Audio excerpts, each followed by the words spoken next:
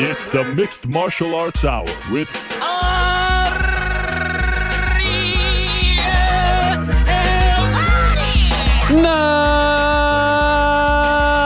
Mixed Martial Arts Hour is back in your life on this Wednesday, November 9th, 2022. Hello again, everyone.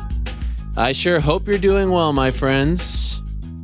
It's a special time. It's a special week, if we're being honest, for this program. What a show it was on Monday with the CKB crew, still buzzing from that. Eugene Behrman, Carlos Ulberg, Brad Riddell, Dan Hooker, Israel Adesanya. It was just, one of my favorite shows of all time, if I'm being honest, and I hope you enjoyed it as much as I did. And I told you at the end of Monday's show that if the stars aligned, this one could be just as, if not more special than Monday's episode. And here we are, my friends. This is a very, very, very special edition of the show. This is a show that I've been waiting to do for 17 months. This is a show that I suspect you have all been waiting for as well for the past 17 months. For the first time since June of 2021, for the first time since the final episode, at least for now, of DC&Helwani, for the first time in over a year and a half, my old friend Daniel Cormier and I will reunite to do a program, and it will be a special kind of show because in the history of DC&Helwani, the year and a half or so history, even less than that, it was like a 15-month history of DC&Helwani, we never did a single show in person. Actually, I lied. The very first episode was in a Las Vegas radio station, and we did it in March of 2020, right before UFC 248. And then, of course, several days later, the world stopped, right? And I remember I was wearing gloves, wasn't even wearing a mask. We didn't really know what was going on. He was making fun of me, all that stuff. So it was actually originally supposed to be just a monthly radio show, a monthly pay-per-view preview show on ESPN radio only. No podcast, no video, no nothing. And then, of course, we do the one show. It was great. It was fun. Awesome. 2 weeks later, we're scrambling to do something. And I say, why don't we just do DC&Helwani?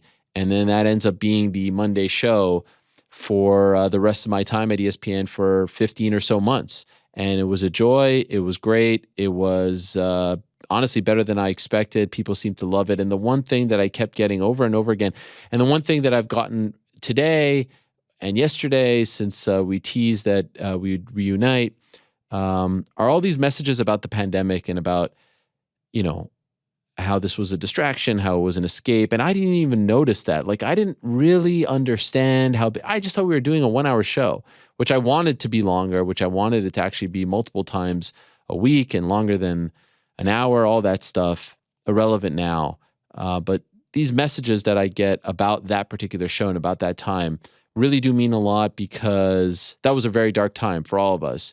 And to think that, us just shooting the shit for an hour and change gave people something to look forward to, something to laugh about, something to get their mind off of things, really does mean a lot. So I hope you will enjoy today's episode. DC will be on later in the show. He'll be in studio. We'll go for about an hour or so, and I have no idea what we're going to talk about. I have no idea what we're going to discuss.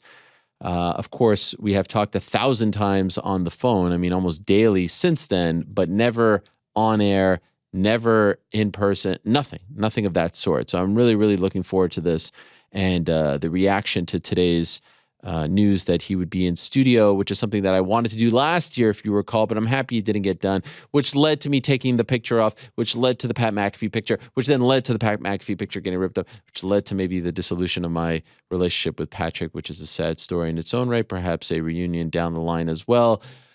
This is good. This is good. 17 months later, this feels good. This feels right. It feels like a good time. And I can't wait. And it's the only one guest on today's show.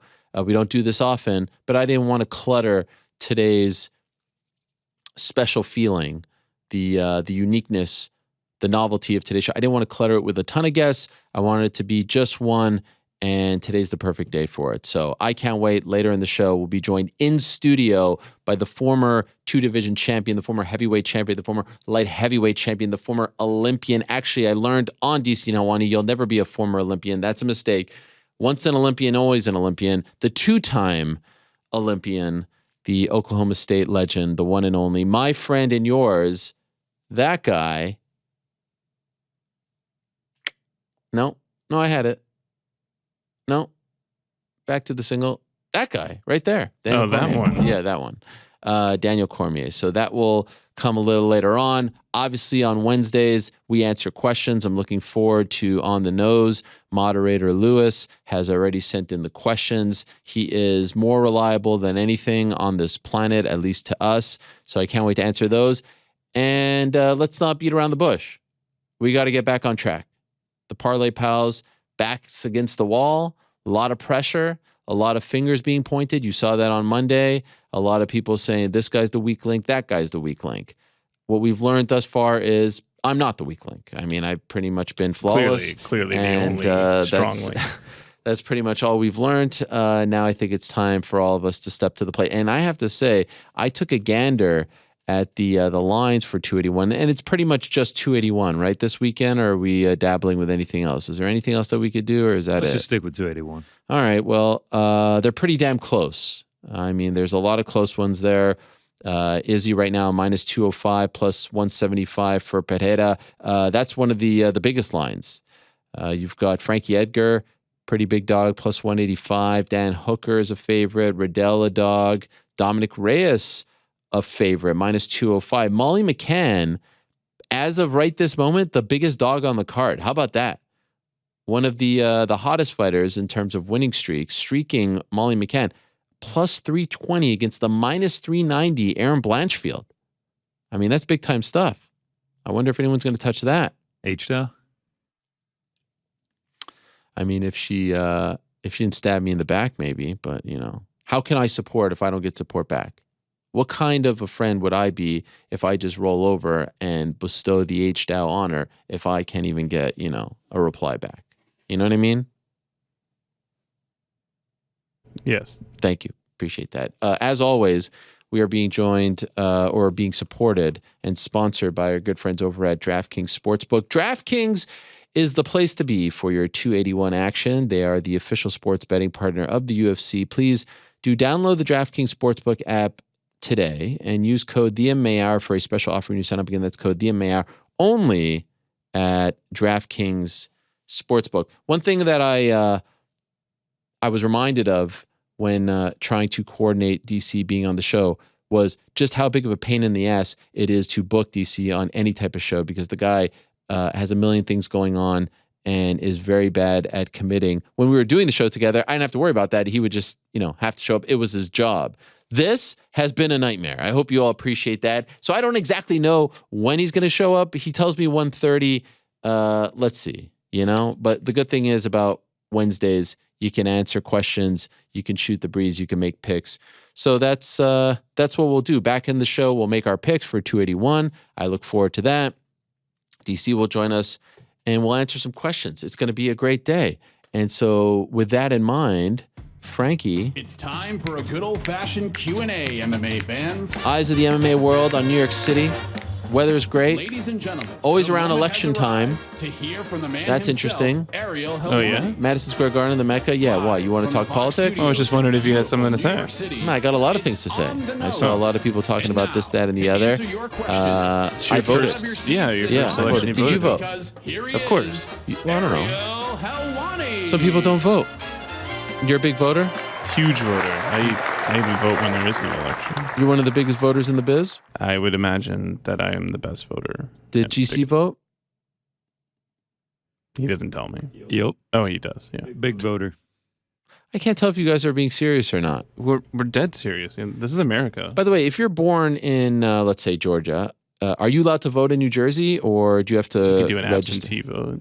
Oh, so you have to go No. I'd have to be a citizen of New Jersey to be able to. a citizen of New Jersey? What are you talking about? I have to be a resident. Resident. Yeah. So this is the United States. Like Yes. Right. Citizen of New Jersey? Do I have to apply for that too? Wait, so Did What you? is your question, Ario? Yeah. What do you mean? You vote where you live is your question? Yes. Yes, you vote where you Yeah, live. you have That's to how it register works. to vote where you live. I'm By the actually way- still registered in Connecticut. Okay, so you registered to vote, so you can't vote in New York. So his vote counts No. from Unless you Connecticut. register. Well, then what you just said was incorrect, Mr. New York Rick. And by the way, What? let's You have to register to vote there. What? I haven't registered to vote in New York yet. can we just address the elephant in the room? Because you're probably thinking right now, wow, that doesn't sound like shitty Zoom audio. Yes, this episode is so big. Oh. New York Rick is in the building. Yeah. And it's a Mr. Wednesday. Yeah, Mr. Monday afternoon for the first time ever here on a Wednesday.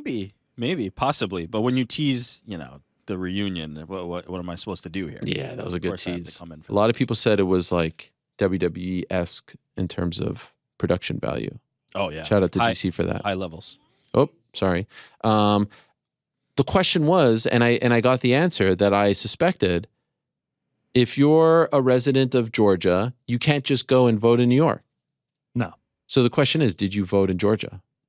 No. Did you do a mail-in? But he's not a I resident. lost my voting privileges in Georgia once I registered. Okay, so did you vote in Connecticut? No, I did not. So you didn't vote for anyone? Nope, not this time around. Wow. Wait, by the way, I just asked you 2 minutes ago if you voted and you said yes. So Yeah, I have GC's vote known to shaming? lie. Oh, jeez. Did you lie too, Frank? No. Stop vote shaming. I'm just curious. Listen, I'm a I'm voter a now. registered New I feel like I'm York allowed to ask this question. Yeah. state well- voter. I'm a huge voter. I tried to vote twice and they said, no, sir. You can't. Because you like it so much. Well, I know you're not supposed to ask who you voted for, but you can ask people if they voted, right? Sure. Yeah. All right. And you Now can ask put them him on the who. spot, and now we have this whole Did, debate about. I know everybody's voting Instagram status. stories. Go out there, exercise your right. Yeah, the Shame on sticker. you if you didn't. Yeah. Don't No. even show your face if you didn't. So now you're putting me on this platform, trying to out me as. I'm not trying. I thought, Do you know why he didn't vote? He was busy gambling. Wow. Hey, in California, I heard that they legalized it or something. Did I not see that? I saw it on I Jedi's think, feed. I think it got denied. I Actually, think Oh, you got really? denied, yeah. Jeez Louise. That's no fun. Yeah, I no longer live in Connecticut, so felt You- like I didn't really have a say in the elections there. I'm happy you said that because a lot of people said that to me. Hey, what do you mean you're 40? You never voted for, the Canadian elections and the Canadian elections? I was like, you know what? I don't live there. I don't feel like I should be voting, on matters that don't really affect me. I think that's fair. So I think we agree in that regard. I just thought you're a big Herschel Walker guy. And no, I'm just joking. Absentee, baby. Something I heard the Yes. other day that's interesting is the USA is actually like number 26 and the most democratic nations in the world. Like we've been doing it a long time, but we're not like the best at the whole voting thing. It's very disappointing. Nevertheless, DC says you'll be here at around 1:40, so no time It's to waste, changed guys. already. I'm trying to keep us on track here, and you guys just want to talk politics. It's very strange. Guys, we have some breaking news right off the bat. Moderator Lewis tells me that there's been a 5-week streak of the first person to ask a question getting their question answered first, but today that streak is over. How about that? Does that mean that the person who will be going first asked such a good question that it Yeah, usurps? yeah. Wow. He actually wrote this out to me right here. There's a lot of pressure Yeah. on this first question. I have not read it. Let's see how good it is. James, what is up, Ariel? Loved Monday's show. Why is that funny? I thought that was the question. Oh, just what is up, Ariel? Well, voted. Pretty excited. Loved Monday's show. So if Izzy is able to get through Pereira on Saturday, which is no easy task, what does he do? Where does he go next? He's gone through the middleweight division, and there doesn't seem to be any contenders that are prime and ready to be the next challenger. Everyone already had a title shot or is coming off a loss. Does he try his luck again at 205? I don't know. By the way, I tried to ask him this question on Monday. And rightfully so, he's sort of, pushed that aside. I don't want to do this. I don't want to talk about that. Maybe I got this plan, that plan. But it does bring up a good question with regards to 185. You'll recall he mentioned Sean Strickland. Sean Strickland hasn't fought since the loss to Pereira, and he got beat rather convincingly. So yeah, here's the lineup underneath Izzy right now. And this, of course, is a testament to just how dominant he has been. Whitaker, beat him twice. Cannonier, no one wants to see that again. Beat him in July. Vittori, beat him twice. Alex, if he beats him, going to be impossible to run it back unless it's controversial. Brunson, Now, Costa has become somewhat of a fan favorite. One fight left on his deal. Beat him once. Fighting Whitaker, February, tough test. Who knows? And then it's Strickland. And then it's Jack Hermanson. And then it's Darren Till. If Darren beats Drickus, do they give it to Darren? I mean, there's no great answer here. Who's the favorite, guys, GC, in a Izzy Yuri fight at 205? I would think it would be Yuri, just with the size that he has and Size, but matchup wise, yeah, skill wise, a better matchup for him than Jan. It's tough, man. Moving the division. I mean, we saw him struggle moving up to 205 already. Yeah, it is tough. Yeah, there's no good answer there. Whoever it is, if it's someone at 85, it's going to be someone who isn't on a great streak. Who does? I mean, this is quite the dominant run. And Anderson dealt with it. GSP dealt with it. It's not new, but he's in the midst of that right now. And not only that, he's already lapped a couple guys. He lapped Whitaker, lapped Marvin. So, no good answer. Let's see. Let's see how it goes. Now, Lewis adds this. I have something to add once you've answered James. With the division where it is, clean by Israel, could they run this fight again if it's of Yuri Glover proportions? In victory, Adesanya makes it 2-1 in the series, and the kickboxing history and storyline help make this a fight. Yeah, it's a great call by Lewis. If this is an incredible fight, a barn burner, a dog fight, an epic brawl, I could see them running it back. I mean, we're getting Moreno-Figueiredo for the fourth time on January 21st. Why not do this for the second time, fourth overall in the UFC? I could see that. Not sure it's going to be that kind of fight, but I could see that. Did you guys hear my jaw just crack? Yeah, I was going to say. I literally said, did his jaw just crack? That was wild. Yeah. David Velasquez, which reminds me, top of the show, I should say, a hearty mazel tov to the Cain Velasquez family. Free Cain. Justice finally served, at least for now, for Cain Velasquez and his family. In case you missed it yesterday, he finally was able to get out on bail, $1 million, posted that he's back home, first time in 8 months. What a heartbreaking story. A story that I felt, I mean, who the hell am I? But it just felt like if the guy that he allegedly tried to attack was out, and he allegedly did what has been reported he did, and this guy is free, and Cain, who reacted as a parent, is still behind bars for 8 months. I mean, heartbreaking stuff. And so it feels like justice was served, at least for now. He's able to go back and be with his family during what I suspect is a very, very tough time. And then we'll see how the process plays out. So really, really great news. And I was reminded of that. And I saw the video of him leaving the, I guess, the jail cell, the establishment, prison. I don't know exactly what that was, government building. And he just seemed, honestly, at peace and filled with gratitude and love. And Cain is such a nice, humble, soft-spoken guy. Expect nothing less from him. And that's why this whole story was so shocking and heartbreaking, because he's a gentle giant. No one speaks poorly of Cain Velasquez. Everyone loves him. Everyone admires him. And so I just wish him the best. And David's last name reminded me of that. So happy we can rejoice about that great news. And I'm sure we'll talk to DC about that later in the show. Great show Monday with the CKB boys, David says. 2 questions. Will Izzy get an immediate rematch if he loses on Saturday? That's a good question. I think so, right? No? He'd be 0-3. No. He doesn't get an immediate rematch? No, I'm saying UFC is not counting Right. his 2 kickboxing losses. I think he would. What if he gets knocked out? I mean, Kamaru Usman got knocked out. Yeah. He's gonna get a rematch against Leon Edwards. I think Israel has earned that right, and will probably get that right. Don't you? Like, I feel like it's the right thing to do. Also, who else is out there? I mean, I guess there's a bunch of fresh matchups. Whitaker, for Alex, yeah. There is. They could keep the train rolling if they wanted, but I think Izzy has to, right? Yeah, I agree. Number 2, does it seem plausible that the winner of Poirier-Chandler would leapfrog Dariush to fight Islam for the lightweight belt if Volk is a no-go? Golly. Well, I'll tell you what. Winner of Poirier-Chandler, bigger draw. But I mean, that would be a tough sell. Those guys already fought for the belt and lost. Poirier on multiple occasions. Tough sell. Would be the bigger fight, the money fight, all that stuff. But I think it'd be a tough sell.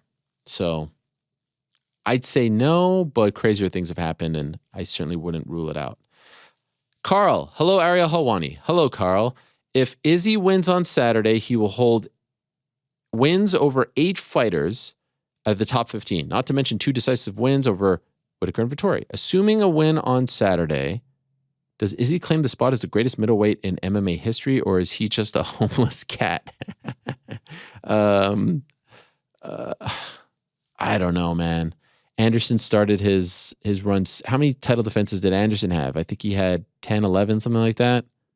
Certainly number 2, definitely in the conversation. Don't know if he's quite there yet at the moment. Do you agree with that, New York Rick? I think it's Silva for now. For now. But I think he's making a very strong case, and if he keeps this going, I don't think there's any doubt he can eclipse him. Mm-hmm. The run that Silva was on in his prime was very special. And I think Izzy's stacking up, but it's not quite there yet. I think he's getting close, right? He's getting close, but not quite there yet. Definitely the closest that anyone has ever been. Alec, top of the morning, Ariel. Was curious why you are so against interim titles. I think most of the time they are dumb and unneeded. But from what I understand, interim champs get the pay-per-view points that most challengers don't get. Yes, I've said this. I think I'm the one who has reported this, right? So why don't you push for more of them just for the fact of more fighter pay? Thank you and good day, brother. So that's the thing, right? I've said that. I said that to Arnold Allen last week. I don't love when they introduce them just for the sake of selling a pay-per-view, but I love the fact that they get pay-per-view points if they win. So yes, I'm torn. Ultimately, does it matter? No, who cares? If I had to pick, do you want them or do you not? Of course I'd say yes, because they get the pay-per-view points. But it would be nicer if they can just, there was a series of fights that they made back in 2018 or so, and those felt like, they were just making, there was like the Colby fight against RDA. There was just a series. I can't remember now because it feels like it was so long ago, but there was just a bunch of weird interim title fights. And that felt like, it felt like they were watering them down, watering the belts, the official belts down. They don't really do them anymore. And I think these days, whenever they do them, it's warranted, like with the Moreno fight this past summer. So I don't hate them as much. Amy, can you shed some light on what is next for Valentina and why haven't we seen her in so long? I think it's partially because, there isn't a clear cut. They might be waiting for Tyla. Grasso Manon, although I just saw Manon had surgery. And I still maintain that Amanda Nunes should be her next challenger. I think that they should beef up that Brazil card. Charles isn't going to be on it. He said that already. And by the way, what is up with that freaking... I went out with my family on Friday. I come back and there's a tweet that says that I reported that it's going to be Charles Oliveira versus someone. Fiziev in Brazil. I never even hinted at that. I never even insinuated that was in the works. I never even leaned in that direction. I don't know. Was that just a complete troll job? I don't know, but the thing exploded. And even Charles himself addressed it. And what was notable about that was he said that he's not going to be ready for January, that he wants some time off. So with that in mind, I think you need to beef it up even more important to beef it up. And I think you got to go with Nunes versus Shevchenko. Who else is there? Who is there for Nunes and who is there for Shevchenko? Can't think of anyone else. That's what I'd like to see. Nunes, Shevchenko 3 in Brazil. Why haven't we heard anything? I think it's because there isn't a clear cut. And, look how long it took them to finalize the December plans. So I suspect in the next month we'll hear something.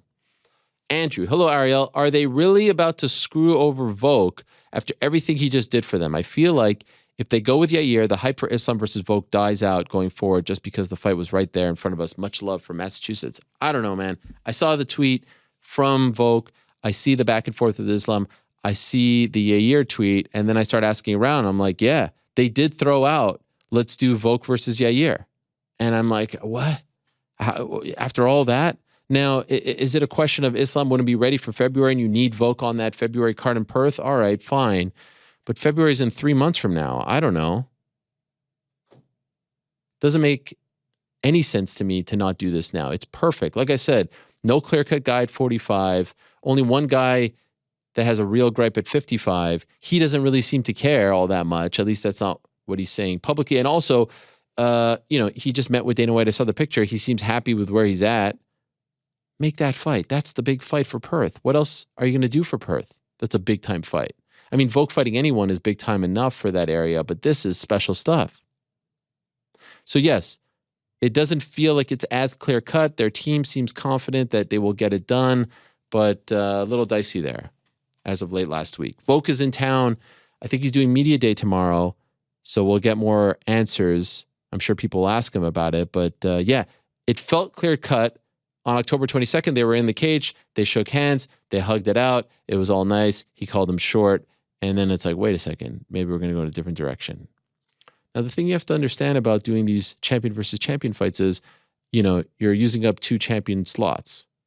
I get it, as opposed to Islam fighting someone and Volk fighting someone. But come on, make that fight. That's the special fight. I mean, it's very rare when it just feels that clean. Plus, he was the backup fighter. He weighed in. He did all that work. He's in the cage.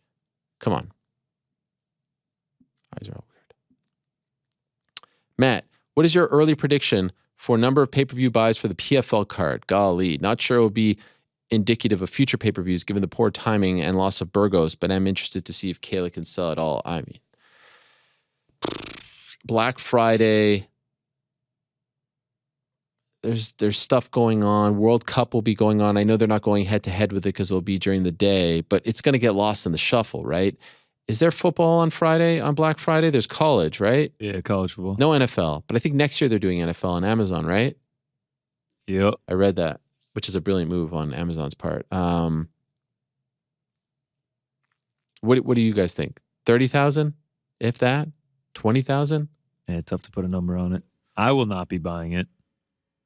You're going to go, right? Yeah, it's because I'll be in attendance. Yeah, that's good. I'll be at the old Hulu Theater. I don't know. What do you think, New York? I don't think you heard. You might have to tee that one up again. What do you think, New York? How many pay-per-views for PFL? Oh, boy. 30? 20? 15? Yeah, it's not going to do well. It's just possible 10? Less than 10?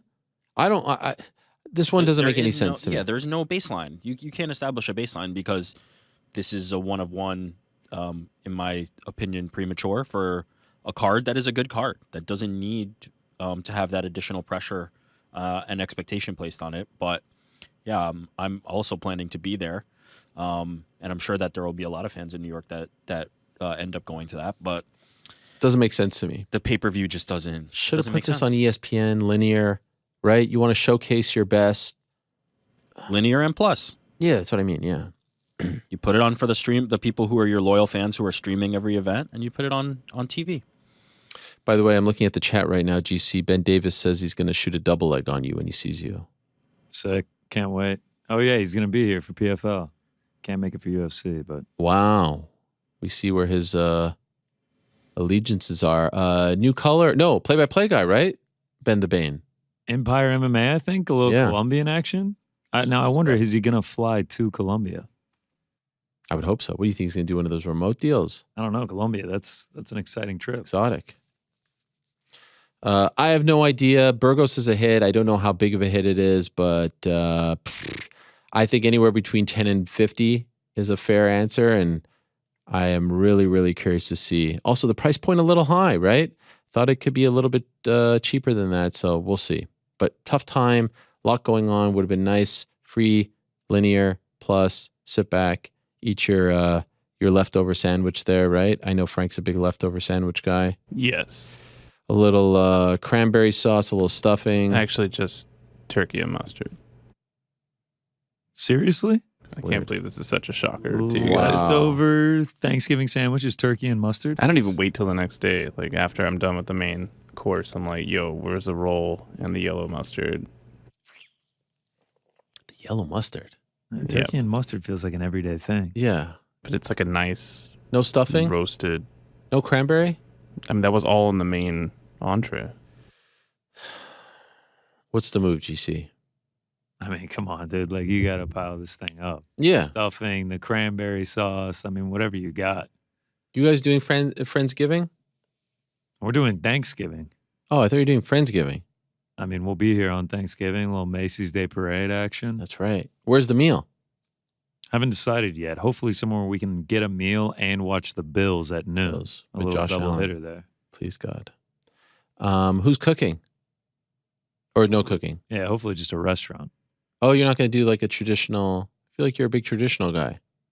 I mean, I am, but that would entail me doing a lot of cooking. Just I feel like Frank's a big cooker. Frank, you cooking, man? I cooked last year, so this year we're doing takeout.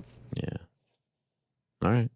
Well, you're doing takeout. What's GC doing now? That's what I said. thought We we were were doing doing something takeout. together. Yeah, That's- well, I we guess are. not. The we is including GC. GC said restaurant. You said takeout. Well, same difference. Alfredo, hi, Ariel. Quick question for you. I know Volk versus Islam is likely next. We'll see. But in your opinion, has the allure of the double champ status gone down over the years? I mean, who's done it recently? Not that many people. Izzy tried and failed, right? So it's clearly tough. His stock didn't really take a hit. All right. Other than Volk going for it, I don't see any hype behind any of the current champions going for double champ status in the near future. Shout out to the MMA crew. No, I actually strongly disagree. I think this is what makes it special. Because there was a period there not that long ago where everyone and their mom was doing it. Now it's a little more unique. It's a little more special. And it feels like the stars are aligning here for at least him trying to do it. And Izzy failing when it seemed like everyone thought, if memory serves me correct, Izzy was a pretty big favorite going into that Jan fight. I think a lot of people were dismissing Jan. So, yeah. It actually feels more special now than it did back in the day. So I disagree. Vin, hello, Ariel. I have been wondering, isn't it unfair for Freestyle Fighting Jim and Joe Lopez not to be mentioned along with Volkanovski's success? I mention them all the time. In fact, I mentioned them in speaking to Eugene on Monday. Day to day, I feel like the fans and media alike are giving credit to CKB for what Alex has done so far without considering the fact that Alex isn't a full-time member there. As always, thanks for keeping us entertained. Yeah, that is a thing. This reminds me, I talk about this all the time when GSP would train once in a while with Freddie Roach, and people would always talk about how Freddie Roach helped him with his boxing when in reality it was, Faraz and the guys at TriStar. We sometimes get attached to the more, known figures, popular figures, whatever you want to call them, and we dismiss some of the lesser known guys. Joe Lopez isn't a guy to, brag or go out there, seek media attention. And neither is Eugene, by the way. I mean, blown away. Can I just say blown away by Eugene on Monday? The more I think about the way he spoke, his demeanor, his candor, his delivery, you don't get this in any sport. You don't get a coach speaking about their star or stars the way in which he spoke about his stars. I mean, it was just really, you never see it in MMA, ever. You see quite the opposite, but the way he spoke was pretty, excuse me, my water fell. What happened there? My water fell. All Was pretty incredible. Now, does Joe get the credit that he deserves? Probably not. Alex is a sort of member adjace, if you will, of CKB. But yeah, you could say he doesn't get the credit. I feel like I always mention Joe, and I mentioned him to Eugene on Monday. Interesting note there from Eugene where he said that he wasn't in favor of Alex moving up. That's what I love about Eugene. He just offers this stuff up. Like, there is no sugarcoating. There's no fear of backlash. There's no worrying. He just tells it like it is. And then he just walks out. Has no idea what the people are saying online. It's incredible. Olajuwon Dream, my guy. What up, Ariel? GSP has recently said that he is now free from his UFC contract. He hasn't completely ruled out returning to some type of combat sports as long as it is properly organized and for a good cause. If GSP was to return to combat sports, who would you like to see a matchup against? And in what sport? Have a great show today. P.S. So hyped for DC in studio. Yes, so am I. Equally as hyped for the card this Saturday too, Izzy and still. I got to be honest with you guys, unless it's some like grappling thing, I really don't think we're seeing GSP in any form of combat. Like nothing that he's getting punched in the face for. Like in speaking to him off air at the Jake Paul fight last month in Arizona, this guy has no part of his body that is telling him that he wants to do this. Like there is not one shred of DNA in his body that says, I want to do this. I miss this. I want to get back in there. I want one more fight. I want one. He had his moment. Actually, 5 years ago today, he was in studio after the Bisping fight. He had his moment in the sun. He had his incredible comeback fight. He became double champ. And I think it's out of his system. Now, there was this opportunity against De La Hoya. He's gotten a little bit older since. I really don't see him doing anything like we've seen the likes of, Anderson do, Tito Ortiz do, etc. I just don't see it happening. A grappling thing here, a karate, not even a karate combat thing, because that's, punches and kicks. Don't see it happening. I really don't. I would be very, very, very, very surprised if he comes back to fight in a ring or in a cage. Grappling, like I said, okay, it could be different, but honestly, I'd be shocked based on what he was saying to me. So, yes, he's free, and that's nice, and I'm happy for him. And it's crazy that he has to wait 5 years to be free. And I think he's cool with that. But I don't think there's any part of him that wants to come back, that is jonesing to come back, that wishes he could come back, that is itching to come back, anything of that sort. Matt Moe, dear Lord Ariel. Hello, Matt. A few weeks ago, when you had one championship CEO, Chatri Sityodtong, on your show, you asked him about his plans to bring one to American markets. Chatri stated that Rich Franklin would be going state to state, commission to commission, to get one's rule set approved, primarily knees to the head of grounded opponents. My question is, how likely do you think American commissions are to accept knees to the head on the ground and adopt the one rule set? And would this mean if a commission approves it, that the UFC would also have the choice to adopt the knees? How do you see this playing out? Well, to answer the second question first, no, I don't think the UFC would adopt this. To answer the first question, I think that they would go to states like Colorado, which have been okay with this rule set. I don't think they're going to the traditional, Nevadas, New York. I don't know. I wouldn't say Florida. They're a little funky. Texas too. But, like those, California, I don't think they're doing those states. I think there's states where they would go. A Colorado, I've heard, that already have these approved, and, they'll just stick to those. So I actually don't think there's going to be a lot of work done, if you catch my drift. I think some of these, and I've heard Colorado could be a candidate, already have these rules in place. Thank you to Ariel GC New York Rick and Mysterious Frank for being the Mount Rushmore of mentions. Wow. How do you guys feel about that compliment? Huge title. I mean, can't beat that, right, Frank? Yeah. I'm going to put that on my business card. I thought he was going to say like the Mount Rushmore of, MMA shows or something like that. But Yeah, honestly, I don't even want that responsibility. I'm opting out of Mount Rushmore of mentions. And the fourth face on the Mount Rushmore will be Rick. Okay. I'm out. Well, we'll put A grumpy face at that. We could put Joe in there, Corporate Alex, Andy, Does Mount Rushmore have to be four? Can you guys name the four faces on the Mount Rushmore right now, off the top of your head? No Googling. Obama, Trump, Carter, and Reagan. What a foursome. Honestly, can you? Theodore Roosevelt, George Washington, Thomas Jefferson, Abe Lincoln. Wow. Bingo, passed my citizenship test. I can vote again. I don't. Yeah. Yeah. Is it TJ? Is TJ up there? Oh, yeah, TJ's up there. Can't leave T-Jeff off of there. All right. I know about the other three. I wasn't sure about TJ. What's his big claim to fame? Something, I think Electricity? that's BF. No, isn't that Thomas Edison? No. Okay, so I don't think it's BF, bro. there's a story with the kite and the Yes, thing. yeah. Yeah. I think that's an urban legend. It definitely is not. Wait, but isn't Thomas Edison is the light bulb? Yeah, well, he took credit for it. Wow. Controversial? Who was the OG? Yeah, like Thomas Edison's looked at as like the Elon Musk of his Wow. period. Wait, is that a good thing or a bad thing? I think that's kind of a bad thing. By the way, Wow. What's going on? Can we get an update on the whole Twitter situation, developing story, New York Rick? This morning, my verified was on the left. Now it's back on the right. Then I see an official thing. Now it's gone. What's going on over there? You are seeing the changes to the platform happening in real time is what you're seeing. This is fun. My understanding is the official tags are removed now. Why did they introduce them? Because, remember when we had the initial conversation, my message to you was... Chill out? No. Well, yes. But verified doesn't mean verified anymore, right? Like the people were all in a tizzy about the blue checks, right? The verified check. But verified is just now premium status that you can purchase. The official tag was what was previously the verification, or intended to be what was previously the verification, where now it is showing reputable people, notable people, media websites, things like that. But I think they're eliminating it, and I think the honest answer is who knows, hour to hour, minute to minute.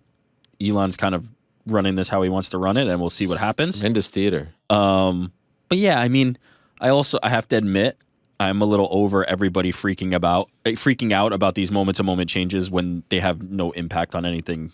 Okay, so significant. I'm happy that you said that because I wanted to read a tweet that you put out. Oh, is this from me? Yes, at 6:30 p.m. yesterday. Hit me. Quote, hope we cross the threshold of whining enough about or bemoaning the new Twitter verification stuff for Elon to change his mind. Cross fingers. First of all, wasn't sure if you were talking about me. I wasn't sure if there was like some shade there. Second of all, no. Read this 5 times, still not sure what you're talking about here. It's sarcasm, Ariel. No, I understand, but what do you... I feel like there's a collective feeling on Twitter that like if everybody whines enough about it, all of a sudden something's gonna happen, and it's not just enough. I don't need. There's a lot of threatening, right? Your whining tweets about what's gonna happen on this verification process. Like, get off the platform, stay on the platform. Enough. Like, what about the people who are like, I'm starting my own, here's a Google Doc? God bless. What does that even mean, a Google Doc? God bless. What are we all just supposed to like log into your Google Doc and talk Exactly. about random shit? What is going on here? Am I supposed to say who's on the MMA Hour on this random person's Google Doc? There's a lot of complaining, and I'm saturated because my life is, my job is entirely on social media, so my eyeballs are bleeding from people complaining about the verification process when they know nothing about it and what's going to happen, and are already predicting doom and gloom. It's great theater, I must say. To whine about it. It's amazing theater. Like I feel like this is like a true mystery right now. Every day you check. So why? By the way, why did the verified tab get moved? No idea. I was very confused there. But what I think is Elon Musk is obviously playing this very transparent in public. Transparently might not be the right word. He's doing air quotes. He's doing it in public, right? And people are not used to that, right? Mm-hmm. Like if something was like this was normally happening in another scenario, this would all be happening behind the scenes, and then there'd be a press release, and this and that would come out. He's doing it very publicly, which is causing people to freak out. But like, if any other social platform were to move the verification thing from one place to another, it wouldn't be like, oh my God, what is happening here? Elon Musk does it again. So I think we need to calm down all collectively a little bit and just recognize that we don't know what's going on. And maybe he doesn't recognize what's going on, but I can't be assured of that at the moment. Let's all calm down. All right. And see what happens. Keep in mind, Rick drives a Tesla. Oh, I do drive a Tesla. Oh, wow. That's a great point. I love Tesla. Tesla, what a company. I love Tesla. No, that doesn't mean that, it's fair for Connor to say that. Zero allegiance to Elon Musk. Don't care one way or another. But I will stand behind that product all day. I agree with Rick. In terms of Tesla? Or Tesla being a great company, good product. Yeah. It doesn't matter at all who they're using as their spokesperson. Yeah. I've never Doesn't driven affect a me Tesla one way or before. another, but that company I stand behind very, very firmly. All right, there's your Twitter update from social media expert. Should make The that update into is a that there is no segment. update. I know. I saw the tweet. I wasn't sure if it was shade. I didn't. At you? I wasn't sure if it was a. No, I feel like you're whining not at all about it. Like, are I'm you? over it?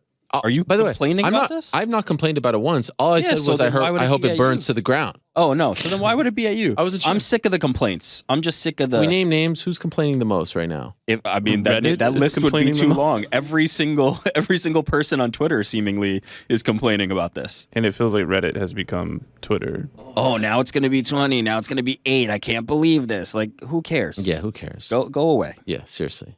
If you're that, I mean, really, get a life. Enough. Honestly, I would like my blue tick to go away, if only so I could feel for a moment what it's like to be a common folk. You know? I mean, it might honestly. I know that was a little bit tongue in cheek, or maybe not. It's a little into the psyche, but it may. Like, That's fine. They're not guaranteeing, as far as like what I read about that official tag that was previously there and then isn't. Like, it's not like guaranteed that anybody would have that.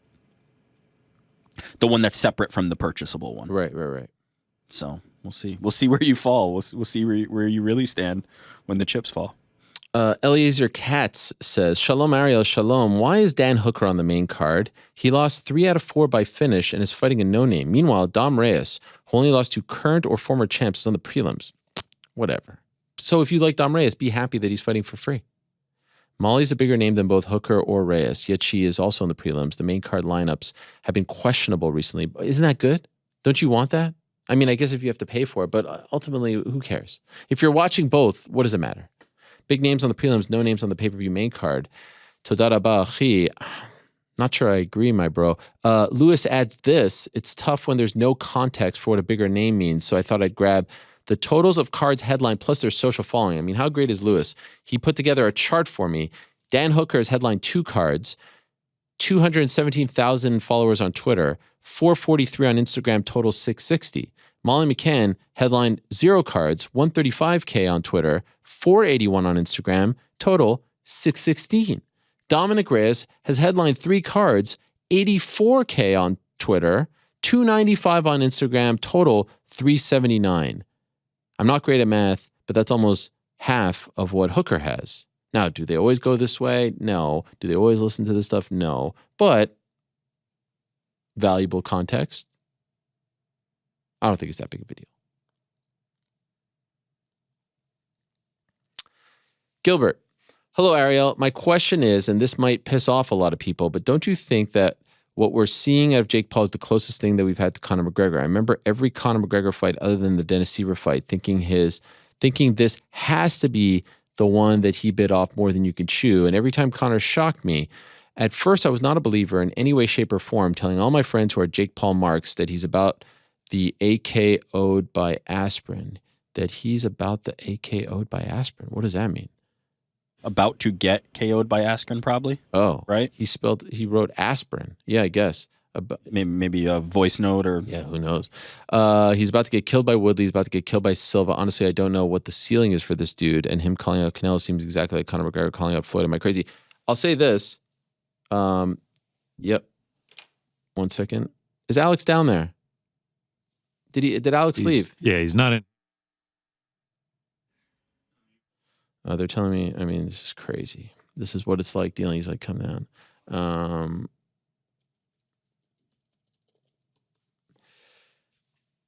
Does Alex know what DC looks like? Oh man. No, I mean, I just said.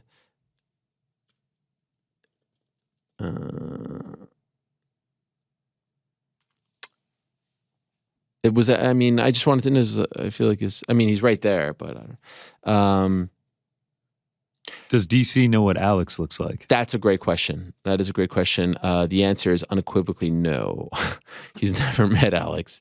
I mean, maybe in the old days he met Alex, but certainly doesn't remember Alex. Maybe someone could call Alex and see if he's found them, if he's located them. That would be great. Anyway, back. He's being called right now. All right, thanks. I do get some sort of deja vu when we talk about Jake, and especially the aftermath, because it does feel, look, I'm not going to compare their skills, but it does feel reminiscent of the Conor mania, if you will. I remember always getting annoyed with Jeff Wagenheim on the beat, and he's like, we still need to wait and see. He still hasn't done enough. He still hasn't proven his worth. He still hasn't done this, that, and the other. And it's the same type of narrative. Now, of course, Jake a lot younger. The opponents are different. All that stuff and more. But there are some similarities there. And even like Jake going up there and going, reminding me of Conor. It feels like he is playing some of the hits. And the backlash is somewhat similar. Can't compare their resumes, the opponents, all that stuff. But yeah, I see what Gilbert is saying here. I understand where he is coming from. I see the similarities, and I 100% think the moment he loses will be reminiscent of when Diaz beat McGregor, 100%. And especially if he gets knocked out, 100%. Remember when McGregor lost to Diaz, like people were dancing. They were incredibly happy and tried to rub it in his face. Conor did a great job of disarming everyone and just kind of showed up and took it on the chin and was like, all right, yeah, cool. I'll be back and I'll fight him again and I'll beat him. I mean, he handled that loss better than anyone has in the history of MMA, dare I say, fighting. Didn't shy away from it, didn't cry, and there's nothing wrong with any of that, but like he just went up there, took it like a champ and said, I'll be back. And he did come back. So yeah, I see the similarities. And, I think Jake was a fan of Conor's, and I think he's still a fan of Conor's. And so no surprise, right? No surprise that he's emulating some of the steps, and no surprise that people are reacting to him the same way. He's playing some of the same hits. I got my soccer water bottle here, guys. Wow, that is noisy. Annoying. I'm a little nervous here. Have we located DC? Yes, we have DC in the wild? Yes. Okay. I mean, you saw the chat, right? I wasn't sure because he... it was in all caps. It was in all caps, so I couldn't see it. Okay. Dominic, Helwani, I know you spent time with the family over the weekend, but I was wondering if you had watched or seen any of the WWE Crown Jewel event, and if you'd be willing to share your thoughts since you didn't really talk about it on Monday. Cheers to you and the crew. Well, what about Logan Paul? I mean, this guy has had 3 matches now. No business being as good. And not only is he good, have you guys seen his frog splash? The guy gets up there like he's D'Lo Brown. I mean, the frog splash is insane. He's doing the kickback thing like Shawn Michaels and The Rock. He is out of this world. He's been doing this for less than a year. He's had 3 matches, and one of them was a tag match. Again, I know it's fun to crap on these guys, but how do you not respect them? And I will say this. Jake's work punches need a little work. And sometimes when you get guys who are so used to punching full force, it doesn't look great. But I don't know why he was falling. Did you guys see he was like punching and then he was falling? Needed a little work with the hooks. Needed a little work with the right hands. But overall, I thought it was a huge success. The only bad part about it was he tore every ligament in his knee and is probably going to be out for quite some time. Probably rules him out of WrestleMania, but they've got a star on their hands. I think Logan would be better off as a heel or not. His athleticism. I don't know how you watch that. You watch those clips, and I see the comments, even to him, like, oh, scripted, fake, this, that, and the other. I don't know how you watch that, and that is your initial reaction. I don't know how you actually watch that and say to yourself, oh yeah, that's fake, that's scripted. As opposed to, holy shit, that is athletic. Scripted or not, doing that in front of a live audience, jumping as high as he does, doing the moves, hanging in there with a pro's pro, an all-time great like Roman Reigns, making it seem as like that is incredibly hard. And that takes so much skill and talent, especially for someone who's been doing this for less than a year and has had only 3 matches, and one of those was a tag match, which he competed in 50% of. I mean, it's really, really, really, really, really, really impressive. And he has found his calling. I mean, I wouldn't even entertain boxing anymore. He has found his calling, and I hope that the knee injuries don't stunt his growth and don't sideline him for too long. Rest of the show was okay. Always feel a little bit weird about the Saudi shows, if I'm being honest. Rest of the shows were okay. I'm looking forward to the War Games pay-per-view because I think the War Games gimmick is tremendous, and it gives a bit of a shakeup, I think, to the Survivor Series cards that have felt a little mundane as of late. I do think, I'll say this, I do think the product has slowed down a little bit. The momentum has slowed down a little bit. It's not as, on fire. And that wasn't going to stay and last forever. But it does feel like it's a little bit stagnant right now. So let's see what happens at War Games. Curious to see who the next guy will be for Roman. And yeah, like I said, and everyone got mad, like all of this goes in waves. Like I'm looking forward to MJF getting a shot at the belt in New Jersey in a couple weeks, 10 days. That would be huge for AEW. All of this is in waves. And that's the fun thing about having two competing brands. One time one's on top, the other's on bottom, vice versa. It was an okay card. The main event was fantastic. It was very fun. It was, I bet, more entertaining than most expected. I could see some people out there saying like, hey, he was a little too competitive. But I mean, I don't think you want him to get completely beaten down, right? You don't want it to be so one-sided. Maybe a little more in Roman's favor, but now we're nitpicking. Any sign of DC?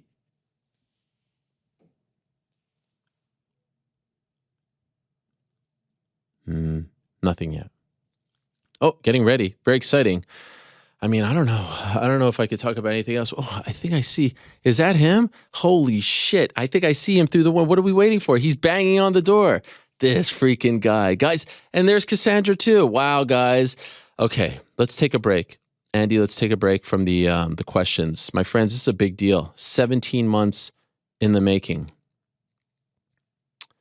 A partnership, a union, a tag team, a brotherhood that was born in the darkest of times. Like a phoenix, we rose from the ashes to shed a light on the great sport of MMA. And there we were every Monday, just two friends, me locked in my house, him going to Home Depot and Kmart to get sunflower seeds. And it was a thing. And it was supposed to be just a stopgap. It was supposed to be just a holdover. And it became an institution. Unfortunately, it was cut short. But that didn't end the friendship. That didn't end the union. That didn't end the brotherhood. That will never die. It's one that dates back to the Apple Store back in 2010 prior to his Strikeforce debut against Gary Frazier. It's one that dates back through the highs and the lows of all the big fights in the UFC to UFC 87, 187 and the promo and the John Jones fights and MSG and everything in between, before and afterwards. It's an incredible friendship that is now back. Look at him. Wow. Wow. Are my eyes deceiving me? Look at this guy. Look, Wait a second. we got a hug, brothers. Got a hug. Look at this. Oh, look at this. Look at this. Look. Dude, don't do that. Don't do that. Don't do that. Don't ever try to pick me up. That's enough, man. I'm so happy. Look That's at enough. this. Daniel Cormier, everyone. Hey, Ariel. Vita Vandridoma. Yeah, dog. What's up? What's up, dog? You made me really nervous. Hello, Cassandra, as well. I'm getting hard outs. This is crazy. Look at this logo right here is DraftKings. You see that DraftKings logo? That's where I'm going right now. Yeah, they can That's wait. where I'm going. No, they can't wait. 17 months. I can't believe. I like the slow build. I've always been a fan of the slow build. I can't look at all the. I mean, I just broke him. Look at. Oh, I broke him. You broke this. Look at all the mementos that I have in your honor here. Can I mean, if I'm being honest, there's one there. I feel like you might value me as a friend. What about the fact that over my shoulder for the past 17 months you have been there? There was a brief stretch. Well, no, that was bad whenever you knocked took you down. Yeah. Well, that was part of the reason I didn't come last year. Yeah. Well, I felt betrayed a little bit. That's weird because I took it down because you didn't come. No. It was before. No, because when you were buddying up to Pat McAfee. Yeah, I know. You were buddying up to McAfee, and you took me down because of McAfee, and then McAfee turned his back on you. He did turn it. I haven't talked to him since I ripped. And you pissed him off. Yeah. You can't do that to guys like that. I can't believe. We never did a single show together. Yeah, we did. No, we didn't. Dude, we did the first radio show. One. That's right. We did the radio. Yeah, See, you're always trying to fucking. You're always trying to lie. But this is a big deal. It's a big deal for me. It means a ton to me. Does it? Yeah, it does. I mean, I haven't been here forever. I think the last time I came here was I think this is the same studio. It is the same studio. Yeah, I came here with. Was it when I fought in New York? No, that was ESPN. Oh, when you were fighting Derek Lewis. Yeah. That was before that. When I fought in Buffalo, I came down here. Yes. To, Anthony Johnson. Sit down with you. Yeah. See? Wow. I've always I don't know kind what of to been say. like the guy. I don't even know what to say. A lot of people said this wouldn't happen. A lot Why? of people didn't believe that you would come. You're a very busy guy. You got a lot of things going on. Yeah, I see you on I First tried. Take. You saw me on First Take this morning? First Take, literally 5-minute walk from Yeah, here. but then I had to drive back 45 minutes because I got another told job. you not to do that. By the way, had to. congratulations. You Volume. like that? The Volume Sports? Dog, boy, just secure in the bag. We have so much to talk about. We'll talk about that as well. We don't have time. We basically have 5 minutes, I've just been told. I mean, this is crazy. But of course, I'm just kind of like, this feels comfortable. It feels does nice. It feel good? Does it feels pretty nice. It feels yeah, right. It feels pretty nice. Right? Nice. Yeah, it feels nice. Would be remiss if I don't wish you a National Fried Chicken Sandwich Day. What? Today. Could you believe that? Where's my fried Yes. chicken sandwich? It's funny that you should say that. Here's your fried chicken sandwich. Wait. GC up in this. Let me see. Yo. Make sure this ain't Popeyes. It is Popeyes. Not eating it, bro. You're not eating it because of Derek Lewis? I've written them off. No, it's KFC. I used to love. No, this ain't KFC. No, it's Popeyes. It's a Popeyes chicken. Look, I know my chicken sandwich. You're not going to eat it. We got this for you on National Fried Chicken Sandwich Day. Not only that, DC, could you imagine this? You talk about a friendship that is bigger than blood. What is it? National Louisiana Day today. Today is? Could you imagine? How is that possible? I wish I knew this. If I just talked to you just Dustin talked to, Poirier. you didn't mention it. God dang it! I'm not doing my research. You see, if I do my research, I would have known that. National Vanilla Cupcake Day. Funny you should mention that. We have some vanilla cupcakes for you. Magnolia. They're not giving you this at DraftKings, Cassandra. Please take one. Enjoy yourself. Oh my God, how much food? I are you mean, gonna just give me? so much going on. British Pudding Day, Cambodia Independence Day. Where's my Cambodian independence? We're gonna bring. Please bring out the Cambodian. Bring the entire Cambodia out here for my independence. Oh my God, it's Chaos Never Dies Day, and I think that's actually Chaos Never Dies Day. Yeah, which means there's always a lot of chaos in our lives, but we need to take a step back and enjoy the peace and tranquility that our friends bring to each other. You don't bring peace and tranquility to my life. Dude, stop trying to hug me over and over again. What are you doing? Like, we did it one time. It was years I'm where I so told you happy. not to hug me. I'm so happy. And I let you hug me, and now you're like taking advantage of it. Like, this You know is what crazy. this whole situation reminded me of? What? How big of a pain in the ass it is to book you on any show. I took for granted the Really? fact when we were partners, you just showed up. So you think it was hard to book me on shows when I was fighting? That was easy. I thought I was one of the easier guys. This experience, worse than any time that you were a fighter. BS. The biggest pain. In fact, at one point, I even pulled the plug. I hope the audience recognizes this. I said, you know what? I'm done with this. Because you were acting like Ariel. No, it was I'm so busy. I got so many jobs. This dude started acting. You started acting. Listen, I think we're both doing each other a favor here, okay? So you're making it seem like you're doing me. I was like, come on. I mean, a little effort goes I'm on. Ariel Helwani. Yeah, Right? Like, a little hey, I'm effort Kevin goes- Durant. You know, I'm saying. Kevin Durant. It's a pain in the ass to book you. Even It's not. as of this morning, I wasn't sure if you were going to show up. Bro, of course I was coming. I said I was coming. I'm a man of my word. I'm the best at that. You are. I never break my word. You've never backed out. You've always made it a little dicey, but a couple times I've never you backed made me out, sweat. dog. Today, I'm like out there promoting it. I made videos. That was a made nice, the one pictures. where we were just kind of giggling. That was Shit, crazy. right? We had some good times. Yeah, we had some good times, dog.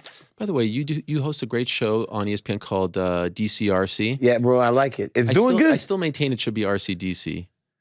He said, Ryan told me that. Ryan told me the same thing. He goes, you insisted that your initials go first, when in reality, RCDC, Sounds it better. flows better and sounds better. 'Cause But I'm a bit like AC/DC. I'm that guy, right? Like even DC&Helwani, like it was dicey for a second way- because it was about to be Helwani No, and DC. I was the one who said to put you first. Initially, like it was gonna be Helwani and DC, That is such and a I was lie. like, I don't know about that. I man. pushed for you to be first because it flowed better. I just wanted to mention, I noticed a lot of mementos here of you, but I never noticed any sort of Oh, I've got like, mementos. dude, I'm telling you, I've got on a your set. trophy case in my house.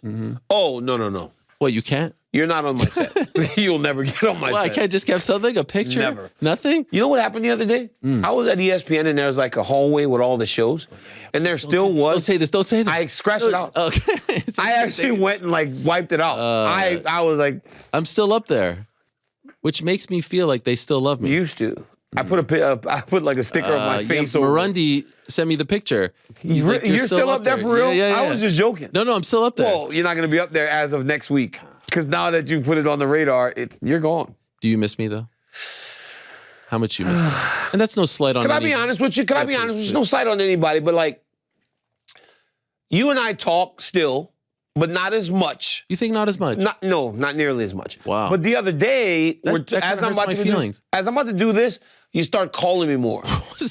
I know what you're doing. What? You're trying to make me say some stupid stuff. No. Or you'll say something dumb, and then I'll say something stupid, and then you'll bring it up whenever we're in front of people. Wow. See, that's what you do. You're implying You've that I'm done a that to me snake. before. Well, you've done that to me before. It's all about the content, though. What did you do to me? Like there was one Beverly Hillbillies. I brought that up. The no, barbecue. It was not that one. It was something else. There was something else. Oh, when I didn't know. You were like, he thinks it's real. You asked me about the tweet. With yeah. That's right. Yeah. The Helwani tweet. You had mentioned stopped it. talking about it. Yes. You were like, oh my God, this guy thinks this is real. It happened with Dahlia too. We were talking about bullies off air, and I was like, "Oh, stop! I'm going to bring up my bully on air." Yeah. It's funny that you mentioned that because I remember I was about to tell you that the tweet was fake, but I'm a content guy. That's the way I think. So I figured, and it created one of the great Can't tell moments. them now. But you didn't really answer the question. What question? If you miss me, Dude, I said we don't talk as much as we used to. That's implying that I miss you. I mean, there you were at WWE. Did you see me out there? It was unbelievable. The pants. I hate the sweats. I hate the stripes. You didn't I think it look looked good. I look Usually stripes are slimming. No, they are not slimming. Mm. I look like the guy that works at Foot Locker. Yeah. It was bad. And then I don't know what happened. It's like my ass started pulling my pants up. It was like pulling my pants up. And then all of a sudden my pants going underneath my belly. I'm like, man, come on, man. Like, how could I possibly be looking out like so bad? Was it incredible though?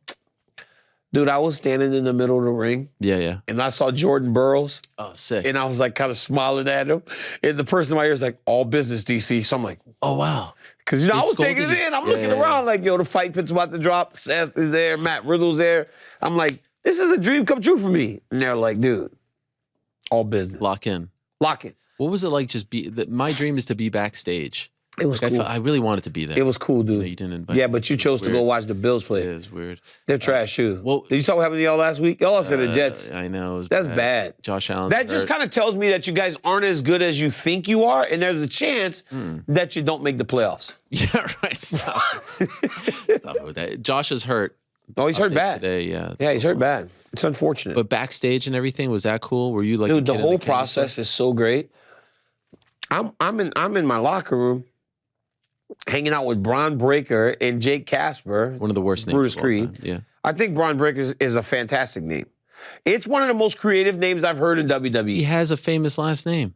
Yeah, but they don't want to do that. He wants to forge his own path. So what? Should they have called her Charlotte Smith? No, she's Charlotte Flair. You get the rub. I don't know about that. I think Bron Breakker is a great name. Really? Oh yeah, I think it's a great name. I love it. I love the kid too. It sounds like Bunsen But he's like Beaker. a real kid though. He's like 24 years old. And he's like, He's a legit badass.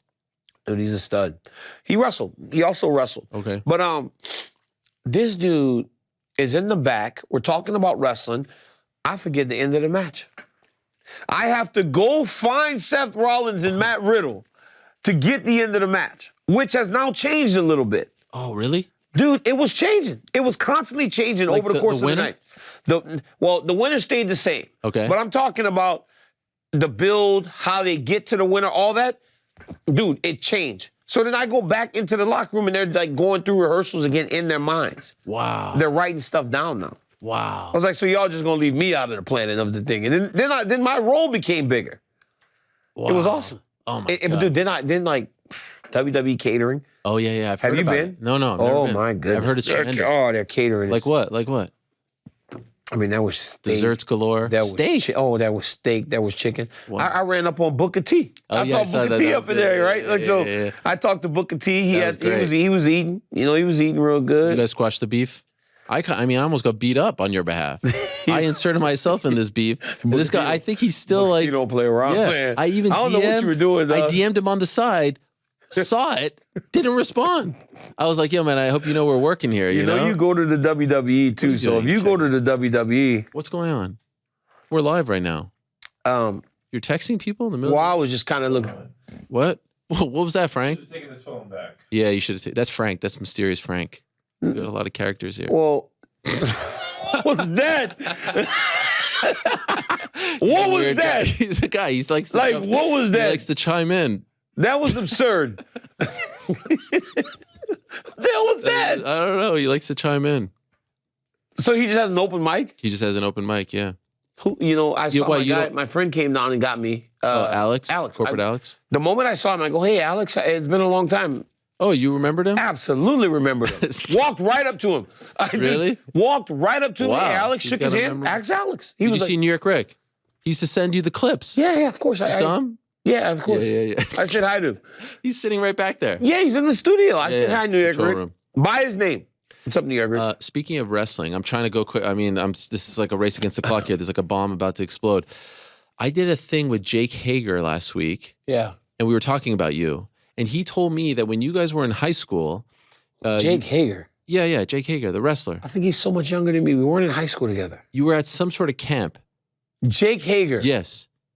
Is he lying? Who are you Listen to the talking story. about? Are we talking Jack about Swagger. Jack Swagger. Jake Hager, yes. He wrestled at OU. Yes. When I was coaching at Oklahoma State. No, but he said that you guys were at some sort of invitational camp, and you showed up with brand new Adidas shoes, and you said to the whole room, there was like 100 people there, and you said, if anyone could take me down, I'll give you these shoes. He said, yes, I'll try. And he said he took you down right away, and you didn't give him the shoes.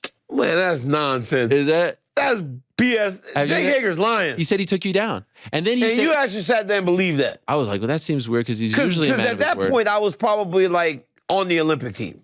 And he said he took you down. He said with a double leg right off the bat. You don't remember this? I swear on my life. I don't think I've never done that. Really? I've never gone to a camp and some kid just took me down. Like, no.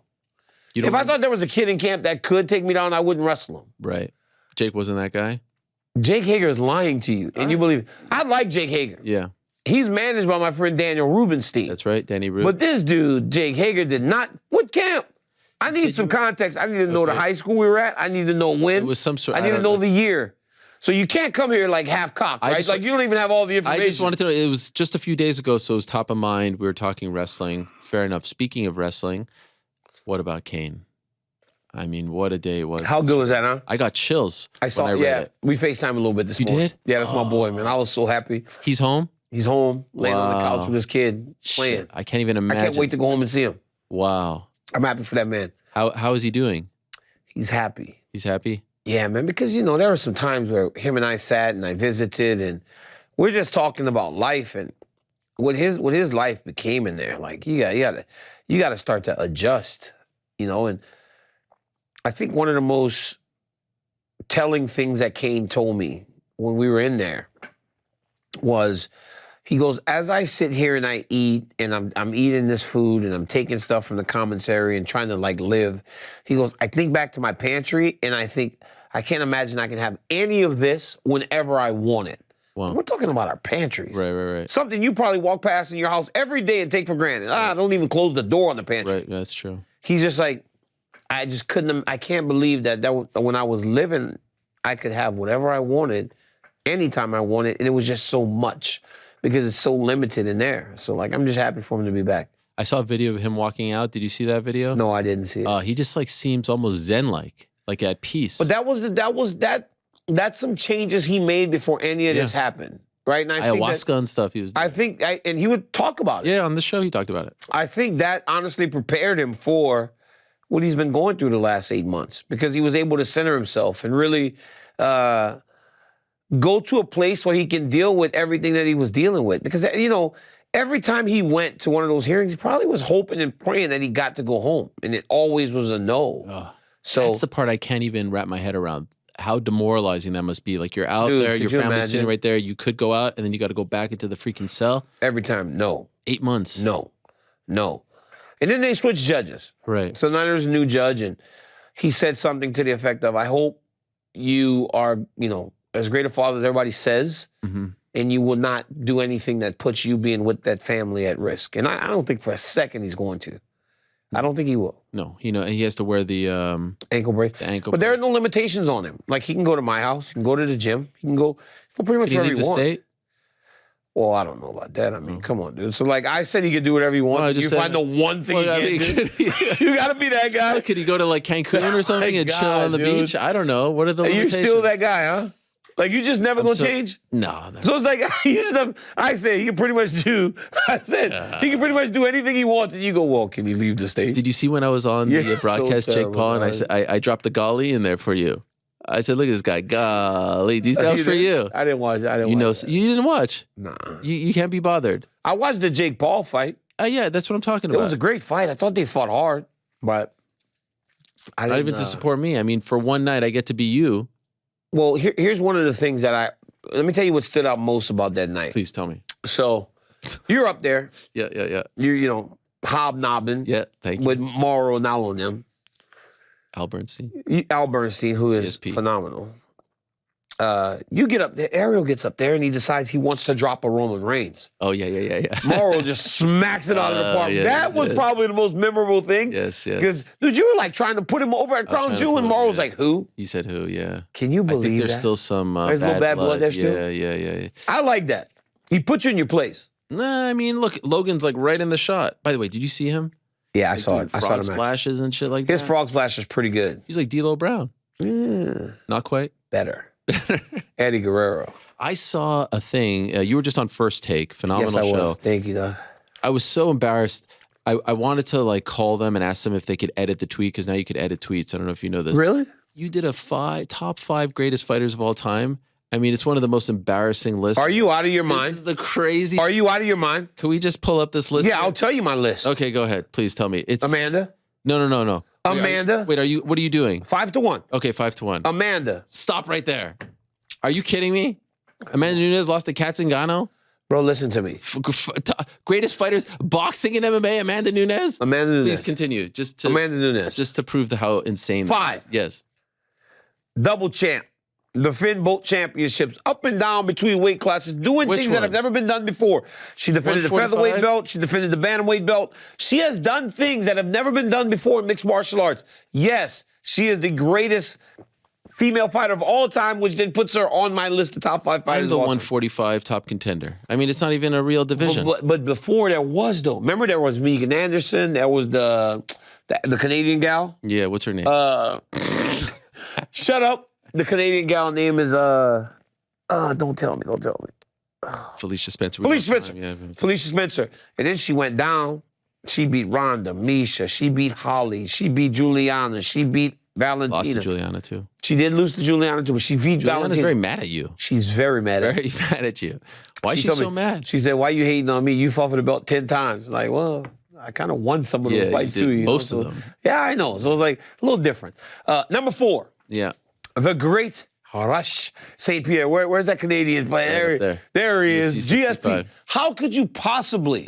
He should be at the top. How could you possibly have a problem with GSP being on this list? But this is boxing and MMA. It is. By the way, my issue isn't with GSP. Keep going. At number 3, the great Muhammad Ali. Okay. So here's the issue with Muhammad Ali. Amanda Nunes and Muhammad Ali on the same list. I mean, Yes. come on. But I know listen you're to a me. company man, but God damn, that is the worst list of all Why time. is it the worst list? Amanda Nunes? Bro, listen to me. Listen to me. Listen Yes. to me. Yeah. Muhammad Ali Yeah, I have no problem with Muhammad Ali. at 3, is that a problem? Everybody's so mad because I put Muhammad Ali at 3. Keep going. This is where it gets a little Dicey? suspect. Yes. Oh, it doesn't get dicey at all. 3 title defenses? Undefeated. Who is it? Undisputed UFC lightweight champion of the world. The Eagle of Dagestan. Habib Nurmagomedov. Because you say, 3 title defenses? Yeah. He could have had 20. Yeah, but he could have. He could have had 20 if he Patrick wanted Ewing to. could have had Bo Jackson. titles. Bo Jackson could have had No, 8. but he was hurt. Bo got hurt and quit. So it's not. There's a we're lot not of talking- could-haves. But we're not talking about Habib quit because of injury. Habib left on his own terms, undefeated, undisputed, and it was getting worse. Prematurely. Bro, it was getting worse. What do you mean? He was starting to beat people worse as he stayed in the game. I agree. He has a case for greatest lightweight The of all greatest time. fighter of Number all time. 2, Number 2. Habib. And Habib Nurmagomedov. Because I know, and I can see down the line, if he stayed, nothing would have changed. no Anderson. Because here's the deal. No Jones. Because here's the deal. Look at Islam. yeah. Right? Islam would not be doing what he's doing to these guys at the championship level right now if Habib was still there, because Habib would still be the champion. Wood. There's a lot of woods. Islam's winning. I'm just saying, there's Habib a lot of and woods. Islam are like- He could have slipped.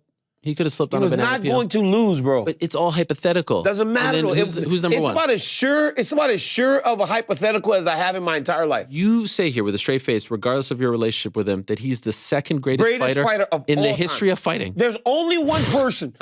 Listen to me. There's only one person that's better. On? Who? Floyd Mayweather. It's a fine choice. 15 Floyd Mayweather, the greatest fighter of all time.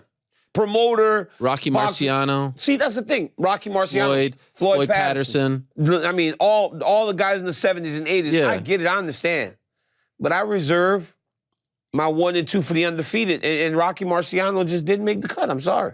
But he was undefeated too. But he didn't make the cut. He didn't make the cut. Anderson, Fedor, John Jones, none of them make the cut? No. I don't know Fedor. Fedor. You thought it was work matches? It was on the. He was on the honorable mention. He was like 5.5. Yeah, right. But I'm telling you, over Anderson. Anderson Wow. gone.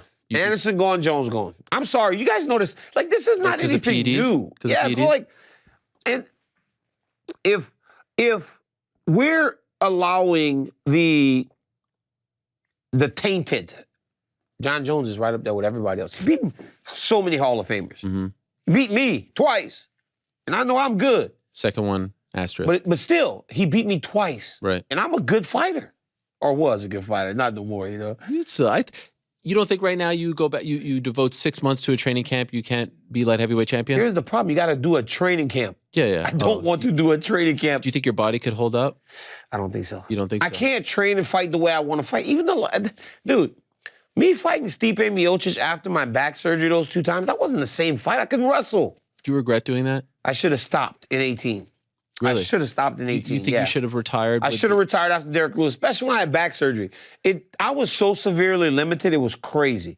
Like, when my wrestling workouts, I went from wrestling 30, 40-minute rounds in matches to doing ropes and jump roping and just doing wrestling movements without the physical contact of the wrestling. It was crazy. I couldn't wrestle like I wanted to, so. What about ending? And what's going on over there? Cassandra, are you okay? I mean, it's a lot of noise over there. She's digging in her purse. Jeez, what do you need a sandwich or something? He's trying to lock in here. What about the fact that you've got you beat Stipe? Yes. Beat Derek. Yeah. I hadn't had surgery yet, though. I had surgery in December after Derek Lewis. Remember, I blew my back out the morning of the fight. That's right. I should have just thanked God and said, I'm out, man. I got this extra money. I'm still the champ. I mean, I don't think they had even taken the light heavyweight belt from me yet when I had surgery. Because then Jones and them fought at the end of the year. I could have been done. But I just didn't. That was a weird way to go out, right? Apex, no one there. That was pandemic. crazy. It was right in the middle I of the couldn't even be pandemic there. with no one there. It was horrible. I was watching it from home. And that was the problem. Nobody could be there. Right. Like my family, nobody was there. Your wife wasn't there? No, nobody got to go. Nobody got to go. They weren't allowing anyone at that point? They let Cassandra and Rudy in. Rudy, your coach? Yeah. Well, obviously. Oh, he was not in your He corner. wasn't in the corner. They let 2 people in. It was like them just sitting in the middle of the apex with nobody else. That's whack. And that was like them doing a thing for me because of what I had done for the company. And you almost won. I don't know if I almost won, honestly. You got poked. But you don't talk about the poke as much. I know, but dude, like I was winning the first round. Then the second round I was winning, but then he dropped me. Yeah. And then the third round he dropped me and I'm like having to like take a round off. Which one did you get poked? Fourth round. Fourth round. Or the third round. I got poked. Yeah. Fourth round, I won the round. And then the 5th round, like he just kept clinching me. He won the fight. And I'm not one of those guys that's gonna sit there and lie. Like, dude won the fight. But dude wouldn't have beat me I don't think he ever could have beat me whenever I was younger and I was doing everything. I was just a better fighter. Do you think Jones fights at heavyweight? I do. It's getting dragged down. It's just been a while, but I think he will. And I think he'll be very successful. You think so? I do. I believe 3 years. It's changed, bro. Like my opinion of him has changed in this regard that I think that he's so talented that regardless, he'll be okay. And I also believe that he's going to, he'll make sure that he still can compete. You think so? I do. 3 years away against someone like Francis. You know what's crazy? Like everybody talks about 3 years, but like there are other people that have come back. George St. Pierre won a championship after being away all that time. Let's talk about how he treats his body as opposed to how John Jones treats his body. What's going on over there? You just put your gum in your monster. Put it inside my That's monster. weird. Is it? Now you're gonna drink it. You're gonna choke. I'm definitely gonna. I'm a caveman, dog. Oh my God, this is so much fun. I'm just staring because I don't know when this is going to happen. I'm just kidding. Go ahead. I don't know when this is going to happen again.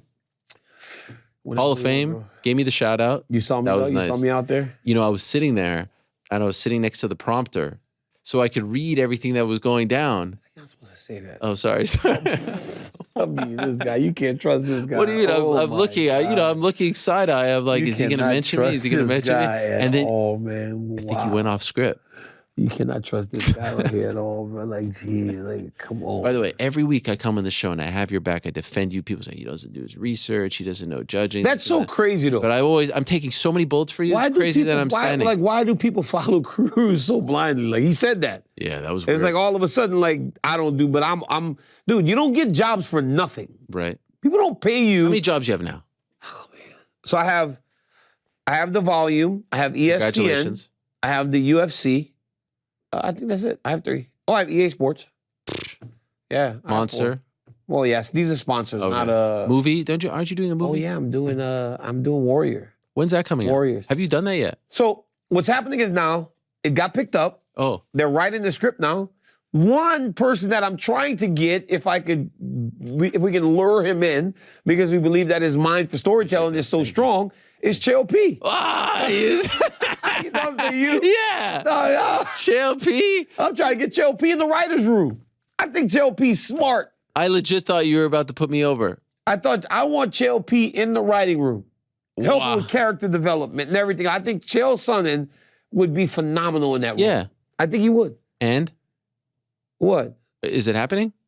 I don't know.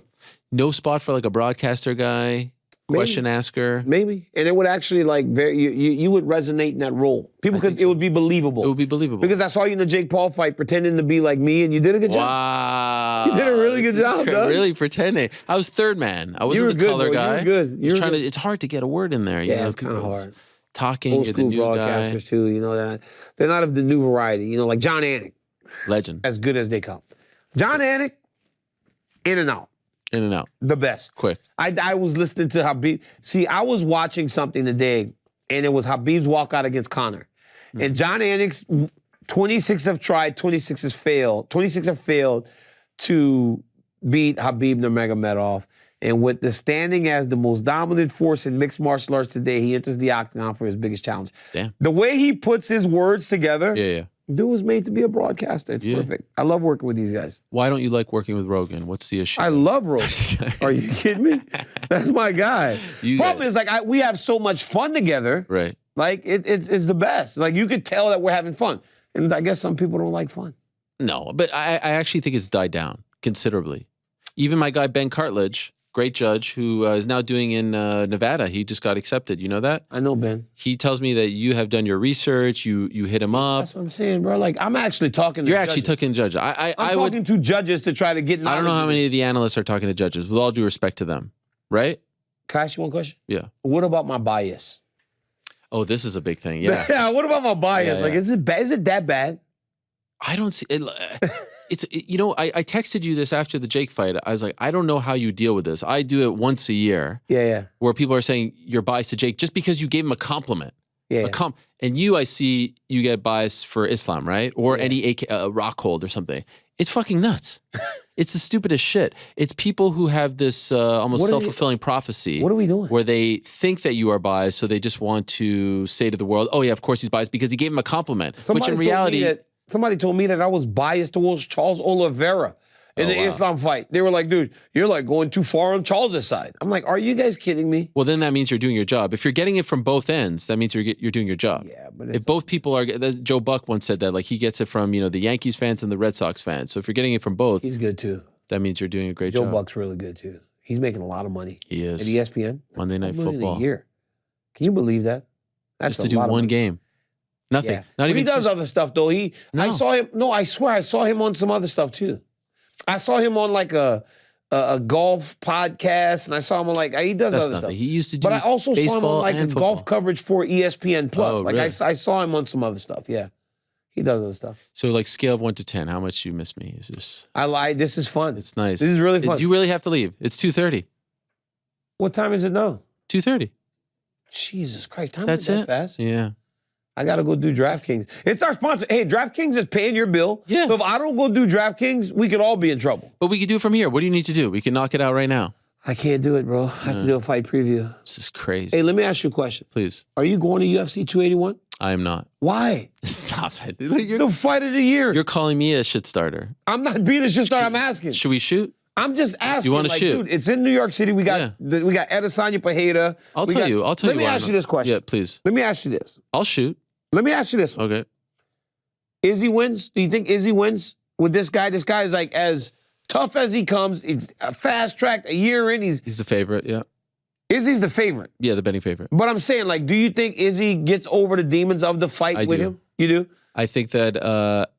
I mean, I don't usually make picks, so now you just made me make a pick. But I'm just asking because there's layers to this fight, man. Absolutely, mental layers, right? There's mental layers. He's the That's the boogeyman, one. right?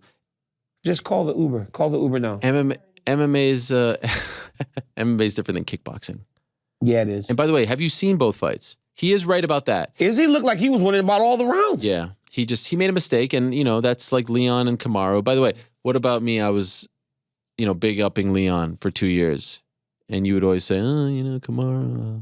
I mean, I do. Kamaru. Kamaru, If there's anyone you're biased towards, it's Dominance MMA. I mean, you think I'm biased? Yeah. That's kind of my homies, To answer your question, I'm not being biased. Why am I not going to be there? Don't feel the love. Don't feel welcome. Well, you went to my Hall of Fame. Yeah, You couldn't have felt welcome there. bought a ticket. We ain't got no tickets left in Madison No, Square I know. Garden. It's sold out. The I Mecca's always sold out. been there, done that. You have. I talked to you after I fought Derek Lewis. I walked up to the set, talked to you and Chael. That was great. That was great. Daniel was there. Remember little Dan was there? Great. Yeah. I remember you calling me that morning saying you sneezed and blew out your Blew back. out my back. I mean, God, we don't have enough time. We don't have time. We could have done this for 2 hours. Fuck. How could we have promoted? Let's see how many people are watching live right now. Should we see? I come back? 12,000 people. Right. This is like our numbers used to be like that constantly. That was a bad day. 12,000 for being honest. Yeah. Wait, you want to come back? Should I come back? I mean, I'm here till Monday afternoon. You're coming back Monday? I don't know. I got to think about Sandra, is he coming back? Are we putting this on the... What are you doing? You're taking some of the chicken? Wow. Hey, let me say this. 17 months in the making. On National Fried Chicken Day. It's a beautiful thing. That cake. Hey, look at that. Oh, look at that. Look at that camera right there. This camera right here. It's actually really good. And I'll pick my finger up when I eat because I'm fancy. What? Well, you still haven't eaten since they sponsored him? That's the first time That's the first time I've had Popeyes since they really. And you still stabbed me in the back. They stabbed me in the back with Derek Lewis. They did. Hey, bro, listen. I mean, I didn't realize how much I enjoy spending time with you. You didn't realize? Look at this guy. Come on. Hey, no. Oh, look at this. Look at those love handles. Hey, man, stop doing that, man. Don't touch me like that. Hey, look. Yeah. Look at me. Go to that one. Look at me. Lower down a little. Lower down. That's mysterious, right? You got it? Yeah. That was mysterious. Yeah. UFC 281. Oh, here we go. This Saturday, live on ESPN Company Plus man. pay-per-view. Adesanya versus Pereira. Zhang Weili challenges Carla Esparza. And Michael Chandler versus... Can you believe we didn't get the Chandler versus Poirier? Yeah, we didn't get to... That's a Can great you believe fight. That's a great How's fight. DP? Oh, he was... Dude, hard. He calls himself a hard body. He's big and strong, But Michael Chandler's got some real confidence about him. It's going to be a massive pay-per-view. I'm going to be next to the octagon. I won't be. I miss you. I love you. Hey, keep watching the shows, man. You support my boy. My boy's doing good now. Yeah. My boy's doing real good. And man, hey, can I get... Why didn't they plug our show on the broadcast when we were doing it? Oh, we don't have time for that. We don't have time for all that. Yeah. What you try to do? You see what I'm saying? I can't trust you again, Doug. Thank you, man. Are you coming back on Monday? I'll think about it, man. We'll see. All right, Ariel. What? Oh, take the cupcakes. Yeah, take the cupcakes. Oh. Actually, you know what? Well, let's take a quick break. Here's John Kavanaugh. I'll say bye to the crew here, and then we'll be back. How amazing is that? If you are one of the few who has not seen that first appearance on this show, almost 4 years ago now, definitely do yourself a favor and check it out. It's on YouTube. It's amazing to go back and just see how he's exactly the same person. Perhaps a little louder now, a little more brash, but really it's the same guy. And the man behind the man is John Kavanaugh, and he is joining us in studio. So kind to be here with us once again. It has become a tradition, and usually you're very tired in Las Vegas after the fight. This time you're in studio. What a pleasure. It's such a great honor to have you here. So first off, thank you, and congratulations on the big win. Thank you very much. Thanks for having me back. Wow, amazing. How do you put into words what you witnessed on Saturday? I mean, every step of the way, I feel like I keep asking you about history. Yeah. They continue to get bigger, and better. But this was MSG. This was the 2 titles. This is what you guys worked for. Can you even put it into words? I don't think so. I think it's like when girls tell you, describe your feelings. Yeah. If you could, they'd be called talkings, not feelings. And yes. This is just something you just had to see. And if you were there in the night or even just watching it live, it was very, very special. How does it compare to Aldo, to Diaz 2? Does this one feel better than all of them? Does this feel more special than all of them? The Diaz 2 was a very special fight as well, you know. But not just for the victory, but like you said, it's context. You know, to feel you're doing the same walk Ali did, you know, to fight Frazier, it just got goosebumps. And like I said to you, I made a point, which I normally don't do, of forcing myself to really take in the event and look around and really try to enjoy every moment of it. Yeah, obviously I noticed that because you seemed very happy all week. You even showed up to the post-fight press conference, which I've never seen you do. Never have. Was it because it was MSG? Yeah. I said to you, I wasn't going to let anything slide on this particular one because it's a one-off, and I don't, like, you know, back in the day, let's say BJ Penn and Randy Couture have held 2 belts, but not simultaneously. Exactly. But even that, I don't think you can do that anymore because the skill level is just so high now. Right. You know, for someone to try and win 2 belts now, I think is near on impossible. So I don't think you'll even see 2 belts being held, not simultaneously, you know, in 2 different weight classes, but to have them both held simultaneously in the first event in New York, you know, in the MSG, like it goes on and on and on. So it's, I was going to take in every moment. I want to almost start chronologically here. And let's start Thursday with arriving once again late to the press conference, you know, the jacket, everything that was said, almost the melee, so to speak. And you know him better than anyone. And you know when, you know, he's putting on a show, and I don't think you're ever worried about him, but was there ever a moment where it's like, okay, we need to sort of focus, we need to rein it in here, this is getting a little too crazy? I feel I'm asked this question every fight. This one seems... He's losing it. You got to get him under control. And I always have the same response. If the results he's getting are him losing it, well, keep losing it, you know? He knows what he's doing. Yeah. He's well able to differentiate between a press conference and the start of a fight. You know, it's a very different mindset. I mean, look at him again. Yeah. Watch when he's walking out, and watch when the fight begins. Look at how efficient, how little unnecessary movement there was. So there's the craziness of a press conference, which, I mean, it's why they put them on now, right? Sure. For him to put on somewhat of a show. Even the fake weigh-ins thing, I did tweet before it. I couldn't agree more, by the way. Yeah, I've tweeted before. I don't really see the point anymore because it just, like, you've done them in the morning and you just want your day to be rest. Yeah. You know, and as a coach, it's a gift we have now that by 10 a.m. you're beginning the rehydration process. After the weigh-ins, I retweeted that, okay, I see what it was about because Sure. it was amazing, you know. But is there another fighter that would have a weigh-in like that where you get that number of people showing up and that kind of feel? Is there another fighter that will put on a press conference that gets that kind of, whether positive or negative, feedback? I don't think there is. So it's something sort of unique around him. Do you feel like he feels pressure to keep outdoing himself at these press conferences? Because it's almost become, I mean, they could charge like $4 for it. And I heard the weigh-in tickets were being sold. Yes. They gave them out for free, but then a lot of people sold them like on eBay and stuff. And I met a guy from Kazakhstan who paid $80 a ticket. I met a guy who paid $200. That's insane. To watch a guy on his underwear. And there's no intrigue because they have already weighed in. It's really just to see them square off. Just to see them square off. Do you feel like he now, I'm guessing not, but do you get the sense that like he has to keep topping himself now because there's so many expectations? You know the answer. Yeah, he doesn't. He enjoys this. I mean, watch the video back there you just showed. That's 3 years ago. And if we had this kind of, not technology, but videos of him promoting, like when he fought on my show, if we had done some interview 10 years ago, it would be the same. It has never changed. So It's like asking somebody, "Do you ever get tired of being you?" You're just being you right now. I'm the way I am. He's the way he is. Okay, so then we get to Friday, and he weighs in, and by all accounts, a successful weigh. You know, it was an easy cut. Overshot it, yeah. Yeah. So I mean, He was actually 154 when we checked, and then he's able to sip water, and he went up to 154.4. obviously not as easy as making 170, but this, I'm assuming, other than those two fights, the easiest one in the UFC. Yes, definitely, yeah. What a pleasure, right? Yeah, I mean, I've said it. How great was that? I mean, that was magical stuff. I think we still have the guest light on over here, but that was magical stuff, my friends. Wow, felt like a race against the clock. Did that really happen? Was that a thing? It did. I mean, that's your first time meeting DC, right, It was Frank? amazing, yeah. You could see the energy, the aura, the vibe that he emanates, right? Yeah, I may have accidentally given him a hug. Did you give him a hug? Yeah. Did he accept? He did. Wow. Not so much with me. That was a lot of fun. I hope you enjoyed that as much as I did. Special week, when everyone's here in New York.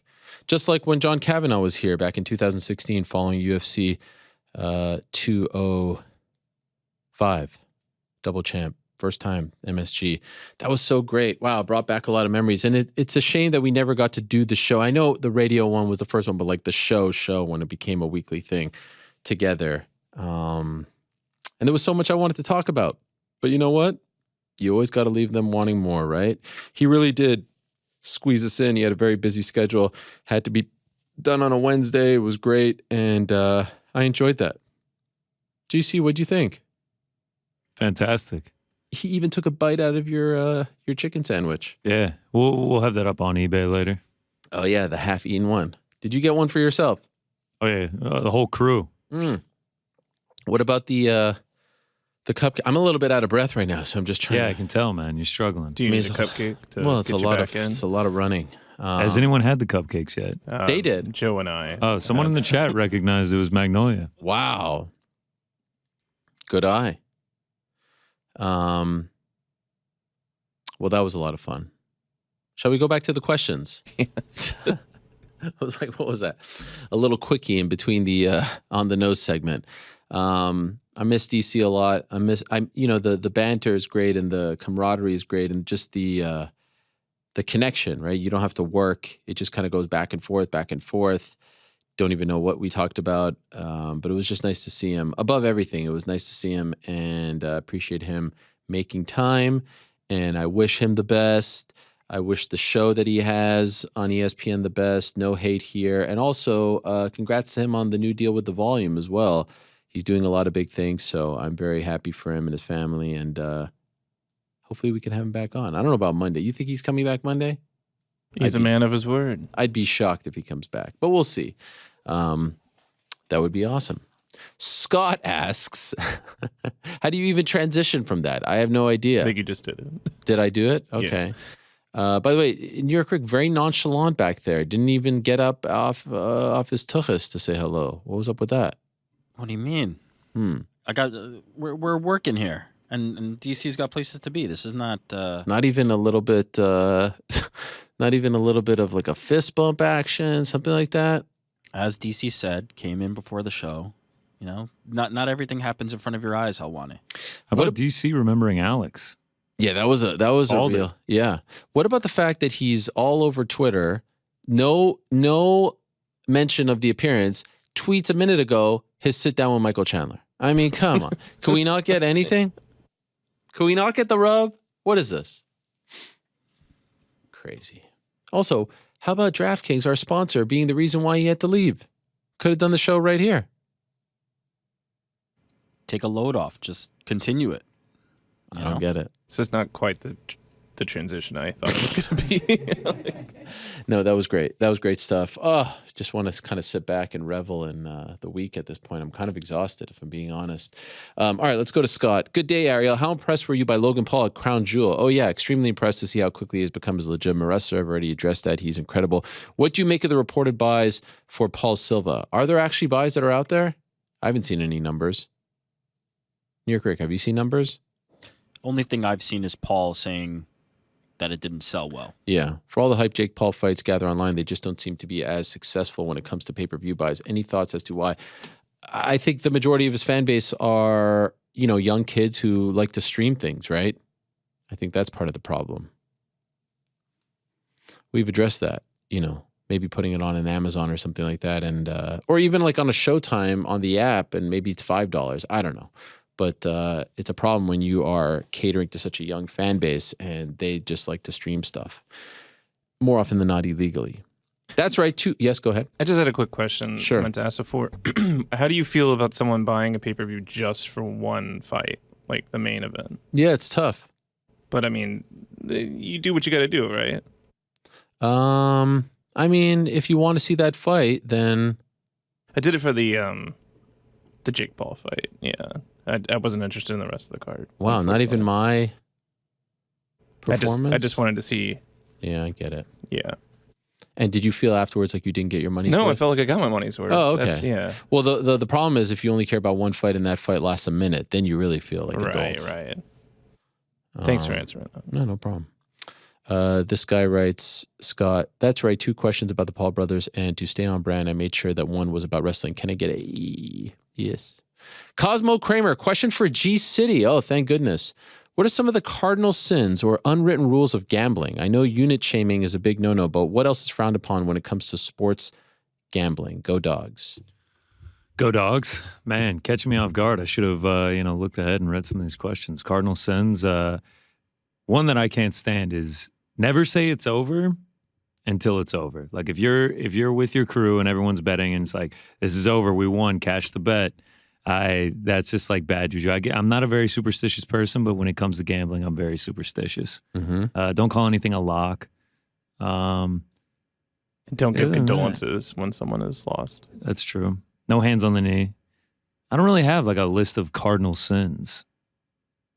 I'd have to think about this more. Yeah, I just like to have fun with it. I can't really think of sins. All right. If you think of something, let us know. Robert, good afternoon, Ariel, and greetings from Edmonton. Love Edmonton, one of the great arenas in North America. Rogers Place or Arena? Rogers Arena, Rogers Place. Anyway, it's great. You often ask fighters how they would feel about their kids one day fighting. A couple episodes ago, you had Saif Saud on. He mentioned that your kid packs a good punch. Facts. My question to you is the one you ask so many fighters. If your son told you he wanted to become an MMA fighter, how would you feel and what would you tell him? I mean, ultimately, I would say, support you, but 1,000% would steer him away from that. I mean, it's a crazy, crazy profession. It's not exactly the safest and healthiest. And the margin for error is so, it's that, right? And your window is that. And the chance of you being successful and being one of those guys who can have generational wealth or at least wealth for your own life is that, you're 1%. All these fighters that are retiring now, like what do they have to show for it? And maybe things will change, but no. I would tell him, to save his brain cells and not get screwed over by promoters or managers and cover the sport. I don't know. And I don't think that he's going to want to do that. He doesn't, I try to get him to go to boxing class or train, but I'll tell you this much. He really hits hard. Like there's something about his right hand. I go like this to him and he's like, bang, and he nails me harder than I can punch right now, let alone back when I was 8.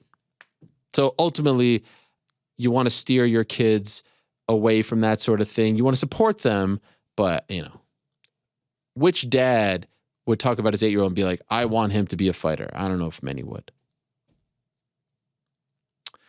Nick Jagger. Hey, Ariel, love the switch to Tuesday. Oh, he's talking about the questions. Yes, for now on, we're going to ask for the questions on Tuesday so that Lewis has a little more time. It seems to be good for everyone, so please make note. 4 a.m. was a little early to get a question in for Lewis over here on the West Coast. Respect. Great show and interviews top to bottom Monday, especially from Eugene Behrman. As a fellow NBA fan, is there a basketball coach in the league whom you would compare Behrman to in terms of coaching style and openness with journalists? And is there a coach you would love to interview someday? First one that came to mind was Greg Popovich. Second one that came to mind was Phil Jackson. Phil Jackson was known, but very strategically to sort of call out his players or criticize them in public, but there was always some sort of strategy behind it. I don't know if there was strategy behind Eugene on Monday. I think he's just like a no nonsense, no filter kind of guy. Yeah. What do you guys think? I mean, Popovich is one, Jackson is another, Pat Riley, but I mean, we're talking about like the creme de la creme here, the top 0.01%. For me, Pop is the one that came to mind. Did Pop openly criticize his guys a lot? I guess he would say. Yeah, all the time. Yeah. And he's notorious for making Tim do the same work that the last guy on the bench would do. That's true. That's a great point. That is the one that immediately came to mind because Phil Jackson, known as the Zen Master and all the things you said, but not like with the media super forthcoming. A lot of things were handled in the locker room. In fact, not many coaches are going to be like that. And to your point, Behrman is very rare in that regard. So Pop is the only one that I really think that really came to mind for me. Pat Riley, maybe? No, because that's all, cloak and dagger behind the scenes type stuff. Yeah. Everything with the Miami Heat and Pat Riley has always been kept behind the scenes. Pop is the only one who goes. I'm even trying to think of football, or maybe Parcells, right? Like even Belichick is just like says nothing. That's the opposite. He says nothing. Who's a coach? Like who's like the most revered coach right now in all of sports? Who's like the coach of coaches? JB Bickerstaff. Yeah, I do like JB, but he's a great coach. But obviously, I'm not deluded. I don't know Krzyzewski, but that's no longer coaches. Yeah, no longer. I feel like people think GOAT coach, they think Bill Belichick. I mean, he couldn't be any more different than Eugene, right? I'm trying to think of someone who has the great Kirby Smart. Is that Georgia? Yeah. I don't even know who that is. Honestly, never even heard of Kirby Smart. God, wow. That is amazing. I mean, he's... But admittedly, I just don't like college football. I don't know what it is. I'm sorry. The reason I ask, like, who is so secure in their job that they could be comfortable enough to say that without any fear of any type of backlash, because that's ultimately the thing, right? I think there's a lot of, maybe not a lot, but there's a number of coaches who would be in that position. But the difference is that I feel like a lot of them feel like they're giving something away, right? Mm-hmm. Like the reason most coaches don't speak the way Eugene speaks and don't come on the show is because Eugene just told the world this camp was different than other camps. Here's how it was different. It took time for people to adjust. He's revealing things that could be viewed as quote unquote negative for him and for his fighters. And because of the relationship that they have, it's not negative. It's just the reality of the situation. And he's opening for that for the world.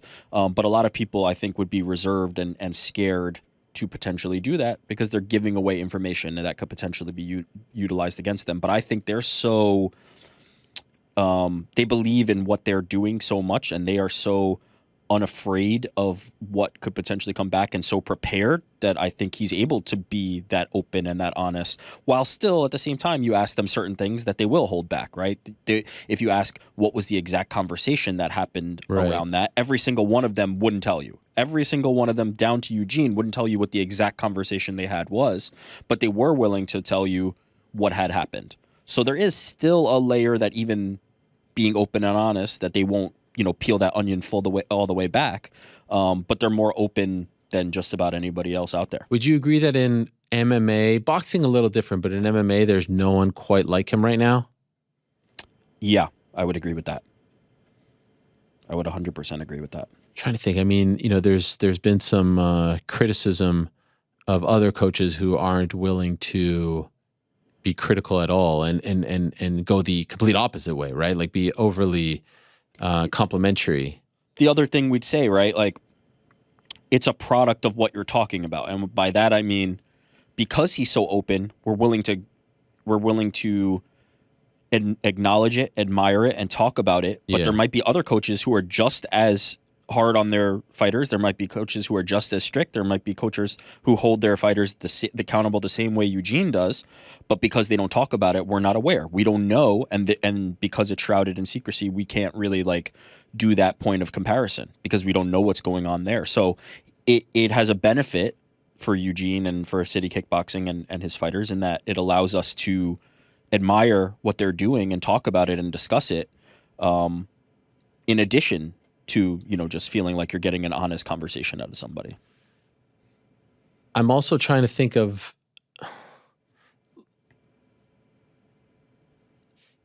the thing is with him, like he really, what's so which I feel very confident in saying, no social media, right? Nope. You see some other guys, all about the social media, the fame. They say they don't want the credit. They say they don't want the fame. They say they don't want all these things, but in reality, they do. I also feel like Eugene would be one of the very few coaches who would be comfortable throwing in the towel without fear of any type of backlash, right? Yep. There's other guys who are like, I would never throw in the towel because, in the back, someone would say like, yo, you just robbed me of X, Y, and Z. I think he would do it and just be like, deal with it. I mean, even him telling the story of, lying to Izzy about fights being available. Yeah. Pretty much said it all, right? Well, I think Dan Hooker, I think it was Hooker. I'm forgetting which of the CKB guys it was, but the way he described the difference between family and coaching, right? Yeah. Oh, it was Hooker because you were asking about if he would be a coach, right? And he was talking about right. Oh, no, Brad Riddell. Was there? Yeah. Okay, it was Brad. Apologies to Brad. And talking about the what they have being a family and the differences and the sacrifices and the things and the difference in the relationship and the sacrifices that are being made. Yeah, I think there's full trust from the City Kickboxing team in Eugene, and I think there's full trust in Eugene to the to his City Kickboxing team, as long as they're operating on the same page and within the same parameters. So yeah, it's to me, it feels like a very special relationship. And I think I've told this on the show before, but obviously I used to work for Glory Kickboxing. Israel Adesanya was one of the kickboxers in Glory Kickboxing. His time there ended unceremoniously. He did not have a good run at the end. He was not happy with how that went, and understandably so. I was not there at that time anymore. But anyway, I say all that to say that one of the things that I would do is set up interviews for Israel Adesanya, who was one of the stars, at the time rising. And as I've talked about before, Israel wasn't like the face of Glory Kickboxing, which I think is probably where some of the frustration came from on his end. But he was one of the people that people wanted to talk to because of his style, because of how exciting he was, because of how flashy he was. And he ends up challenging for world titles. And I used to when I was doing that, I used to have to book every single interview through Eugene Behrman. Eugene was the man managing Israel's career from very, very start to right now. And he would be very careful and cognizant of what opportunities were coming his way and managing that and making sure that the right things were coming and making sure that it was stuff that only benefited his fighters, in this case, Israel, in that way. So this relationship lasts many years with Eugene and his fighters. This is not a business transaction. This is something where he's raising men and staying with them throughout their careers and their lives. So yeah, I think it's a very specific type of relationship and something that works for some, might not work for others. Some might want it to be transactional, right? Because at the end of the day, it's a lot harder to say no to somebody who's your family than potentially somebody who's just your coach. So maybe you want that ability, and not, it's not a one size fits all thing. But with the team that he currently has, the proof is in the pudding, right? They have taken to this, and the success is there. So it's very unique in my opinion, and from the outside looking in. Well put, well said. We'll continue. Rob Dog, good day, Ariel. As a proud New Zealander and a longtime listener of the show, Monday's episode was everything I needed and more. I found the interview with Eugene one of the very best you've done this year, and I thought it was amazing that just 3 weeks ago I got to meet Coach Eugene while cornering my teammate in his very first fight. I couldn't believe that 3 weeks removed from a world title fight and 3 other huge fights in New York City, Eugene was cornering a couple of his amateur fighters on a small regional show in a small New Zealand city. It really speaks to his humility, considering how well his team continues to succeed.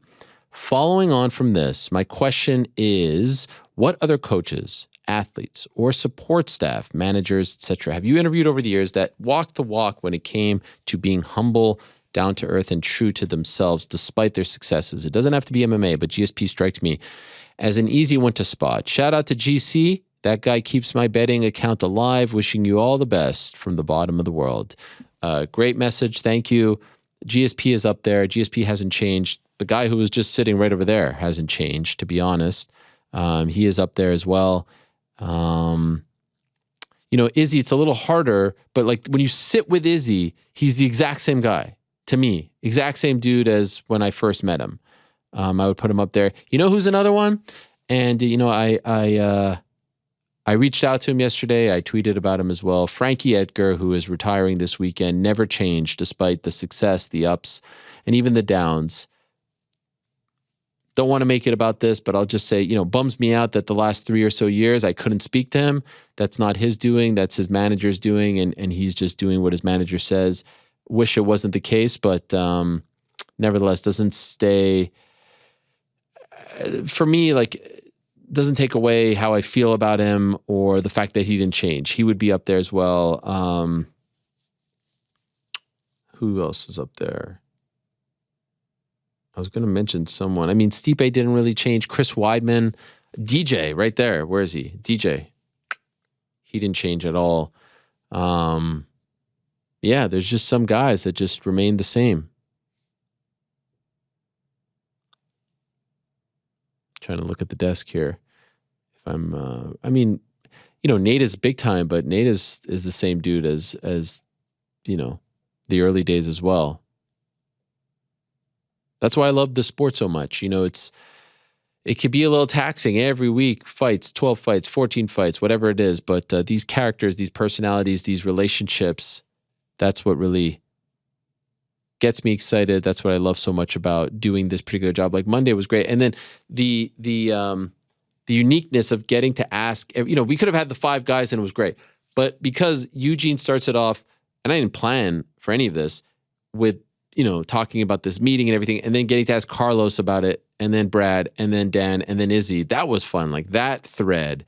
And even now, I still feel like we got 5% of the story. Like, I don't really feel like we know exactly what happened, but it was fun to ask that question to every single guy and get their take on it all. Newman, hello, Ariel. Hello, Newman. It was fascinating on Monday's show to hear from Coach Eugene and the fighters about some of the coaching and motivational tactics that go on behind the scenes at CKB. I really admire the brotherhood between them. I do too. The loyalty, the friendship. I mean, we've seen this in other gyms. AK, we've seen it in probably most notably where they all, but this is a unique one, man, from a corner of the world that was never really a factor in MMA. And they all kind of travel together. They all support each other. It's a really unique bond that they have. I could only imagine how intense their sparring sessions are. True. My question is this. If you could be a fly on the wall that lived in any MMA gym for a specific period of time in which you had unlimited access to all of the training, sparring, coaching that goes on behind the scenes, which gym would you choose and during which time period? Examples, AKA during the DC and Khabib era, AT&T, not AT&T, ATT at the height of the Colby Jorge drama. There's a few that come to mind. Well, obviously right now CKB, Jackson's, right? There was a period with Jackson's with, John on top, Cerrone, Condit, Holly Holm, Michelle Watterson. So many fighters came through there. Alistair was there for a while. ATT, of course, Black Zillions back in the day. The Killcliff gym now, which, prior to that was Sanford, which prior to that was sort of Black Zillions. TriStar with GSP on top, Rory in the mix as well. SBG, when Connor was on top and the other guys were coming up, Gunner, and there was this, influx, Patty. That must have been a lot of fun. I mean, the CKB ones must be super intense. The AK one with, there's Khabib, there's DC, there's Luke Rockhold, there's Kane, there's all the Dagestani guys. And even AK back in the day with Fitch and Koscheck and Kane just coming up and Swick and DC just coming up and Bobby Southworth and Paul Buentello and Rockhold coming up as well. It's tough to pick one, man. The AKA ones seem to be special too. Small gym too. Super small. Like when they were, AK used to be in a strip mall. Max83, hello Ariel. With the rise of Bo Nickel, who had an outstanding amateur wrestling career, and the likes of Askren, DC, or Brock, who all had incredible credentials as well, I was always wondering why Kurt Angle never took the chance to compete in MMA. You mentioned that he was one of the first interview guests of your career, and so maybe you can answer that. A gold medalist in the higher weight classes, I think he would be a force like no others. Greetings from Germany, my man. Guten Tag.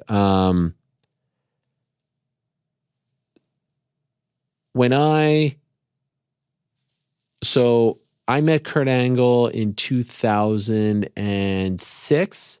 I was working for a production company called K2 Pictures, and one of their clients was SpikeTV.com and Spike TV, but we were doing a lot of online things. I talked about the bartender thing that I did for them.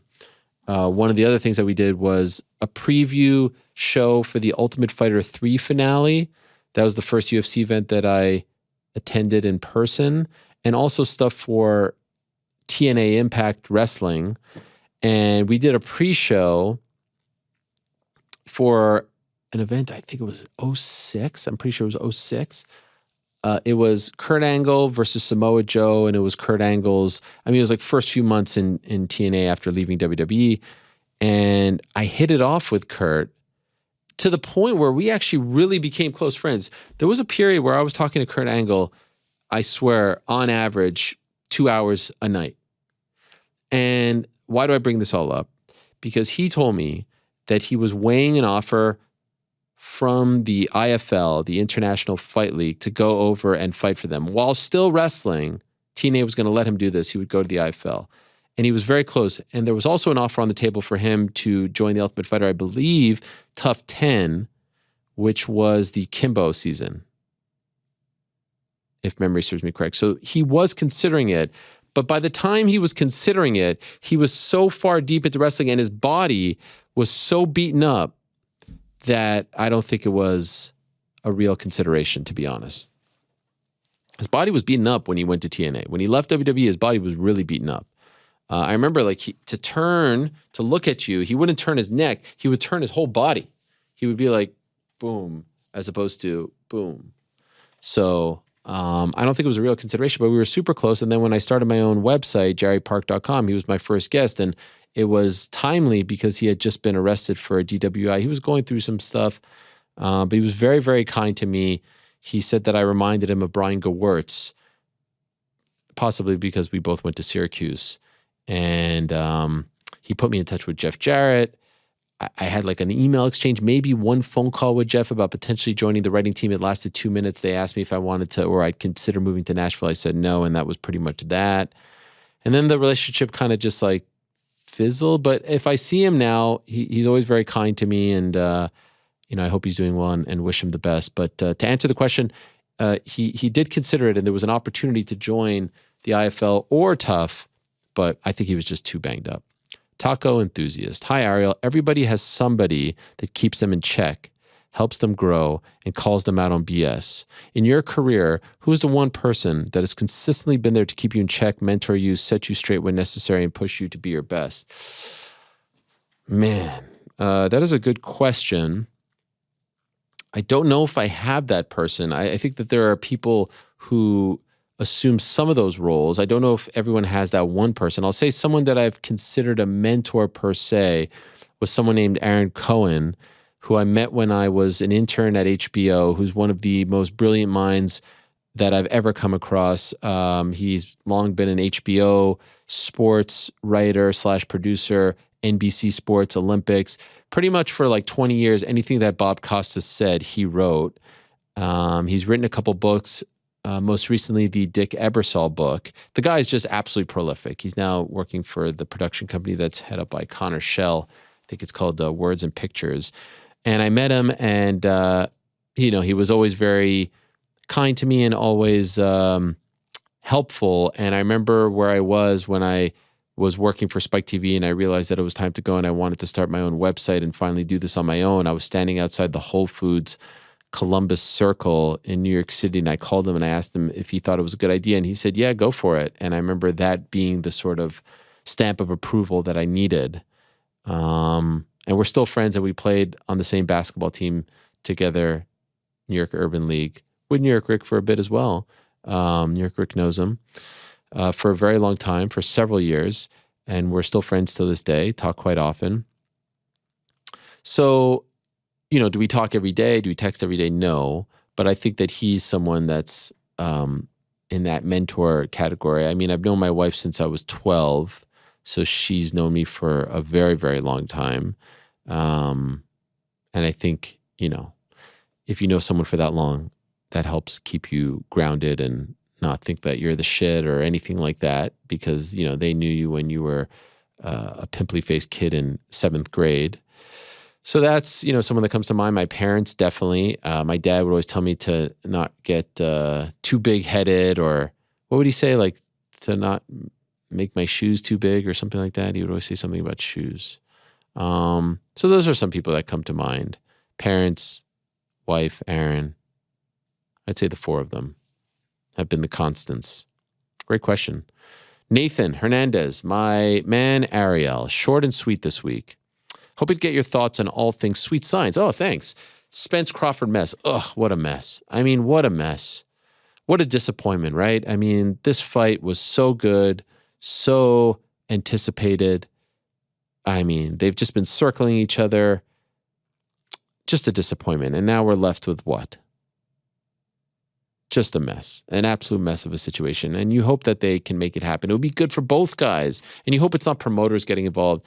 I think I might talk to Terrence in the next week or so we could get his side of the story. But yeah, extremely disappointing, especially Errol Spence had that, you know, near life-threatening car accident. It almost was taken away, comes back. Unfortunate. Very depressing. How would you matchmake the next fights under the 135-40 weight class? Wow. I'm down with Devin Haney versus Kambosos. Excuse me, not Kambosos. Lomachenko. Sorry, we saw that twice. I think Haney wins. I don't think Lomachenko had the, you know, jaw-dropping performance that some expected him to have in his last fight. Tank versus Ryan. I mean, if Tank and Ryan want to tell the world, like, yo, you know, we could get it done. Crawford, Spence couldn't get it done. We could get it done. That's the one to make. I mean, I still believe, we talked about this on the show a few months ago. I feel like if promoted correctly, and it's kind of lost a bit of steam, like you need to book those fights right after they get these big wins because everyone's talking about them. But I still feel like it could do very, very well. Could it do the million that I thought back in the late spring, early summer? I don't know. But I would love to see it. I would love to see 2 young guys with devoted fan bases, passionate fan bases from different demographic sectors of society coming together in their prime. I mean, maybe even before their prime. Who the hell knows? Oh, please give me that fight. That would be incredible. So those are some of the big ones. I mean, I want to see, speaking of 135, I want to see Katie Taylor. Either Katie Taylor against Serrano, Katie Taylor against Baumgartner, Katie Taylor, Holly Holm. Not sure why I'm not so into Katie Taylor versus Cyborg, just because I don't think that Cyborg can get down to 35, and I don't really want to see Katie fight so high up. But 35, I mean, without a doubt, one of the best divisions, if not the best division in boxing, male or female. Excited for Plant versus Benavidez? Yeah. Benavidez is tremendous. Glendale guy, Arizona guy, fought at the same arena that we were at just a couple of weeks ago. Beat my fellow Canadian, David Lemieux. It's a solid fight. Plant no-sold me on the handshake when I was at the Tank fight in December. All good, no hard feelings. You know, solid showing against Canelo. Think Benavidez would be the favorite in that one. Undefeated, stud, having a tough time finding an opponent. Big-ish name, so yeah, I'm down. I love boxing. Always a lot of fun. A lot of youngsters coming up. Boots Ennis is one that comes to mind. Obviously, there's Shakur Stevenson. So he's in that 35 mix. I can't wait to see who he fights. Probably going to move up, obviously, because he missed weight. Heavyweight is a little bit frustrating, sort of like the Spence Crawford situation. I want to see Fury fight against Usyk and or Joshua. And, of course, the big one this weekend, Deji versus Mayweather. New York Rick, do you have any interest in Deji versus Mayweather? Again, you know, sure, passingly, but I only really care about Floyd having a real fight. Like these fights against, you know, influencers, like, sure, it'll do fine. It's a little extra money in his pocket, but it's not it for me. Can you tell me, like, Deji is KSI's brother. Yes. I don't, like, What is his? Oh, What? I'm out of my. Oh, okay. I'm out of my depths here. Like he's just like he looks like a kid with glasses. Like I don't. Yeah, he's a content creating YouTuber, and that's about as much as I know about him. I'm not. Honestly, the same with KSI. I really don't know what KSI is popular for. I just know it's from YouTube. I guess my issue with this particular quote unquote fight exhibition, whatever you want to call it, is in the past we've kind of like faked that there's a chance that these guys will give Floyd a run for his money. Did we? I don't know. Who did? I don't know. Freaking Ryzen. I didn't. The Ryzen one.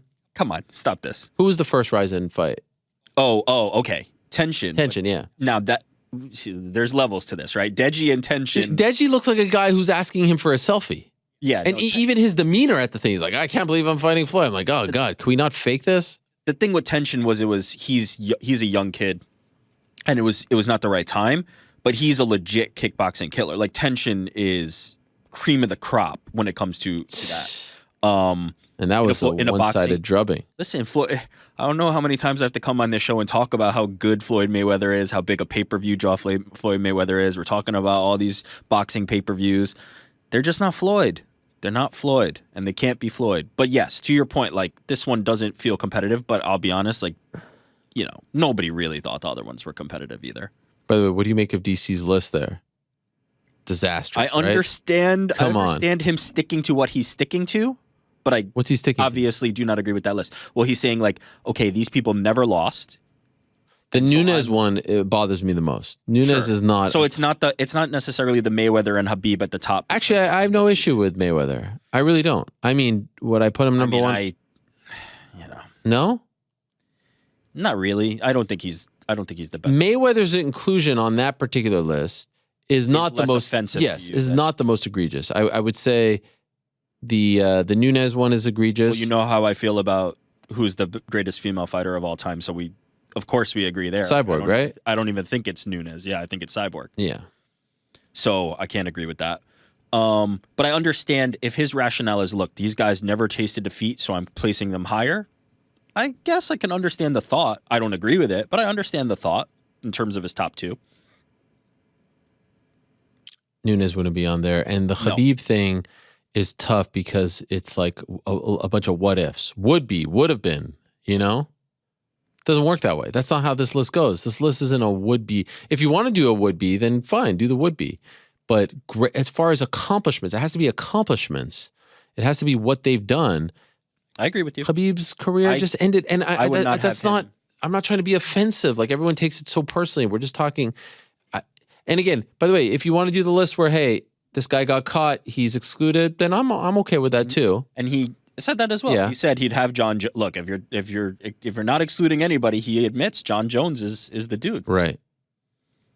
And I think that's where my list. Also, I personally think, you know, I know he's just doing a TV segment and we're probably giving it a little too much airtime. I just saw it, so I thought it was interesting. Yeah. But doing a list of boxing and MMA together is a little silly, right? I agree with that. Right? Yeah, very, very different. But yeah, I mean, it's not my list, not a great list. I agree with you there. But I guess, you know, he's making his own criteria, as we all are when we're making up these garbage lists. And his criteria is whatever his criteria is. Honestly, I could live with the Khabib one. It's the Amanda one that kind of bothers me. Wow. Yeah. You could live with Habib number 2? I could live with Habib number 2. I could live with it. Do I agree with it? No. Right. I can let it fly. George versus Habib debate just last Yeah. Or even, I don't even remember. What if, blah, blah, blah. Yep. The Amanda one to me is crazy. It's just crazy. I agree with you. It's absolutely crazy. And I probably I would do a separate. Men's and women's. Yeah. And Amanda could be on the women's one. But I mean, there's just way more. I mean, top 5 greatest fighters of all time in the history of fighting? Boxing and MMA? Are you crazy? Now, what if the list though was, or he, you know, presented the list as like in their absolute prime right now? Like, no. You take them in their prime, and you say this person has to fight anybody else in their weight class on the planet right now. No. Floyd and Habib would be up there for sure. Sure. Right. Amanda would probably be up there in her absolute prime. Was there a woman on the planet? Yeah, but again, I don't think that the two should be mix. By the way, as we're talking about this, Cejudo just tweeted to DC, "Yo, DC, you really are the golden fluffer. You know how hard it is to win a gold medal in wrestling and then 2 UFC belts? You chose the bronze medalist as one. Please redo this list." If we're keeping it a buck, yeah, I mean, Cejudo. Henry Cejudo, Clarissa Shields. Like, if we're talking about people who have achieved Katie a lot Taylor, of course. Wow, and Clarissa Shields got two Yes, Olympic gold medals. Shitty weight class. But if we're talking about that, like, you know, there is an argument for Henry Cejudo to have really like be high on everybody's list of combat sports. Yeah, no, 100%. 2 divisions, Olympic gold medal. Yeah, the list is trash. I mean, it's just absolute nonsense. Not great. We continue. A couple more. Oh, this is from Tony McGregor, our old friend. Hola Ariel, or Hola Ariel, I should say. Gosh, that was embarrassing. Your good pal T-Mac here. Quick question to you. Given your cleanliness nature, I am intrigued to know how you may approach this following conundrum. If you were ever to exchange a crisp $20 note in exchange for a product or service...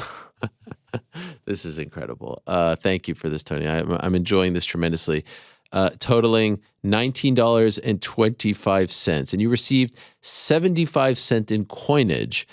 Do you take the unclean random coinage or do you leave it behind? Please take the above from both a self-service checkout machine and a shopkeeper perspective. Personally, I gave up ever accepting coinage since 2018. Interested to hear how your fellow comrades would act in this situation. Also, all the best, Don T. Do you guys know what he's referencing? No idea. No. What The infamous, come on. I really don't. You don't know this video? I don't. Oh, The Tony McGregor? yes, Where he's yes. wearing the slim suit? Yes. Sorry. This is an Coinage just sparked it for me. Yes. Okay, yes. The Conor McGregor's father, Tony McGregor, Oh my God. coinage video. Could I, this, Now, yes. I have to admit, my memory of it is you loving it, not the actual video itself. You know what I'm saying? Like, you at the time that it came out loved it so much and talked about it so much. Loved it. That my memory of it is actually of you, not of the video. It's such a good video. I'm trying to find, I just typed in Tony McGregor coinage. And there's a lot of, oh my God, it's been immortalized on a t-shirt. But by the way, I saw the Liverpudlian Tara, you know, the guy at the gas station. Who? The what's it called? Something friends are few. Oh, yeah. Tara to you, that guy. Yeah. You saw him? No, I saw that video pop back up on my Oh my God, timeline. yeah. The guy looks like Instantly Darren. thought of you. This is one of the all-time great videos. It's Tony McGregor being upset that he got too many coins back from the dart, right? And my there's an article here about Conor McGregor saying his dad's off his head for this coinage video. He did this video complaining, and he said he was nonplussed or something. Ugh, can we get this? Someone, please. Tony McGregor to the dart. Never ever threaten me, Tony McGregor, again with your coinage, or you will suffer consequences the likes of which few throughout history have ever suffered. Why can't I find the video? Has it been scrubbed? Irritation caused by too much coinage. Come on, give it to me here, independent. Well, it's a great video. And yeah, I understood. He was wearing a slim-fitted, I think he said Hugo Boss suit in the video. Let me see if this one. Why is no one linking? You're correct. You know why no one's linking to the video? I mean, I don't think it had as much of a lasting it did. impact. No, it really did. As it on others as it did on you, maybe. I'm gonna do one more. I feel like was Tony McGregor off Instagram? So horrible. I need this video, guys. Can someone find it for me? Can you find it for me? I just need to hear it. I need to hear. Connor may have found it. You found it, Connor? He's looking. If anyone can find it, it's Connor. It's him sitting in his backyard, wearing headphones. Yeah. You got it? Got it. Connor's got it. How long before it's up? Give him a few minutes. Okay, all right? go to the next question. Yeah, go to the next question. And we'll question. circle back. I mean, Abe. Oh, I remember Abe. Great seeing Ben Askren on the show recently. What a minch. You discussed the famous trade and why they don't happen more. If you could pick two fighters for a trade that suits both fighters and organizations, what would it be? What about AJ McKee versus... Well, okay, he gives me one. I'd trade Cody Garbrandt for MVP. Ooh, I like that. But I feel like MVP has a little more legs, right? Right now in the career. Cody is far from a UFC title fight, but is still a former UFC champ with star power and popularity. One decent win elsewhere, and he could get a shot. As for MVP, the BKB thing tells me he wants high-profile, exciting matchups. MVP at 85 versus Izzy. Ooh, that would be fun. Although MVP is more 70, right? You could also do domestic fights versus Till or Leon. Apparently their camps have heat. Thoughts? Much love, your boy Abe. Not bad. What AJ's one? Who else would be a good candidate who's maybe unhappy? Oh, what about AJ versus Petr Yan? That's a fun one.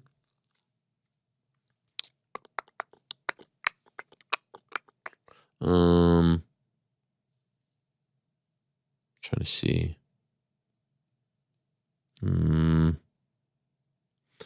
What about... I like the AJ one just because I feel like he's kind of hit a ceiling a little bit. Colby versus AJ? No, that's crazy. Tony Ferguson versus AJ. Would you do Tony Ferguson versus AJ? who am I in this scenario? Both. Like, would you okay this trade, or would you veto it? You're saying a trade. You said versus. Oh, sorry. You're saying sorry. Yeah. Tony for AJ? Nah, not if I'm Bellator. I don't need Tony Ferguson back for AJ McKee. No? What? I don't know. He's one of the young rising stars in the sport for the guy who hasn't won a fight in really, really long time. Nah, that's... What about AJ versus Petr Yan? Now, Petr Yan is more interesting, but not if I'm Bellator, I'm banking on AJ McKee, but he's got a tough task ahead of him on New Year's Eve, I'll tell you that. So who would you do? What's a good trade that benefits both? We're thinking Bellator and UFC at the moment? I feel like that's maybe okay. Maybe I wasn't, because I mean, if you do Kayla is a good Kayla for who? Somebody. I mean, yeah, it's obviously somebody. But I mean, would you do? The answer is probably anybody. Would you do? No, you wouldn't do Kayla versus, for Cody, right? No. Again, why is the promotion that's giving up something good getting back people who are on big losing streaks? That doesn't really... Because the UFC is not going to give up any of these guys. Look, I mean... Would you do Kayla? Kayla for... Rewind the tape just for 1 second. Yeah. They literally gave up Demetrius Johnson. Like, we're not talking about... Yeah, but he was a guy who was coming off a loss, didn't sell a lot of pay-per-views. The names that you gave me so far were Tony Ferguson and Cody Garbrandt. I mean, that's not the same. DJ losing once is not... I think it has to be somebody who's disgruntled, right? Like, it has to be somebody who's not currently in the... Look, I mean, can John Jones get a fight somewhere? Look, John Jones for somebody, right? Like, if they can't make it happen right now with John Jones, hey, John Jones somewhere else. Would you do John Jones? There's no one even on his level. John Jones for Kayla? No. Because, I mean... Okay, here's a good question. Who's the biggest star outside of the UFC right now? Outside the UFC? Yeah.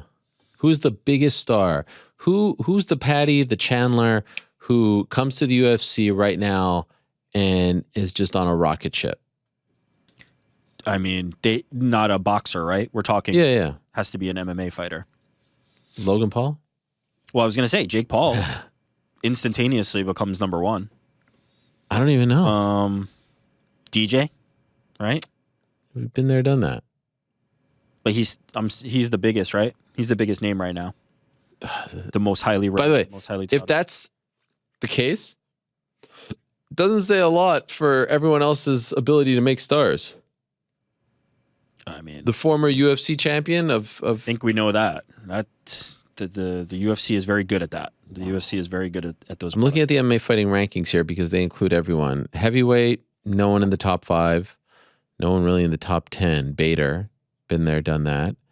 Light heavyweight, Corey Anderson. Been there, done that. Middleweight, Johnny Eblin, not there yet. Gegard coming off a loss, nothing. Welterweight,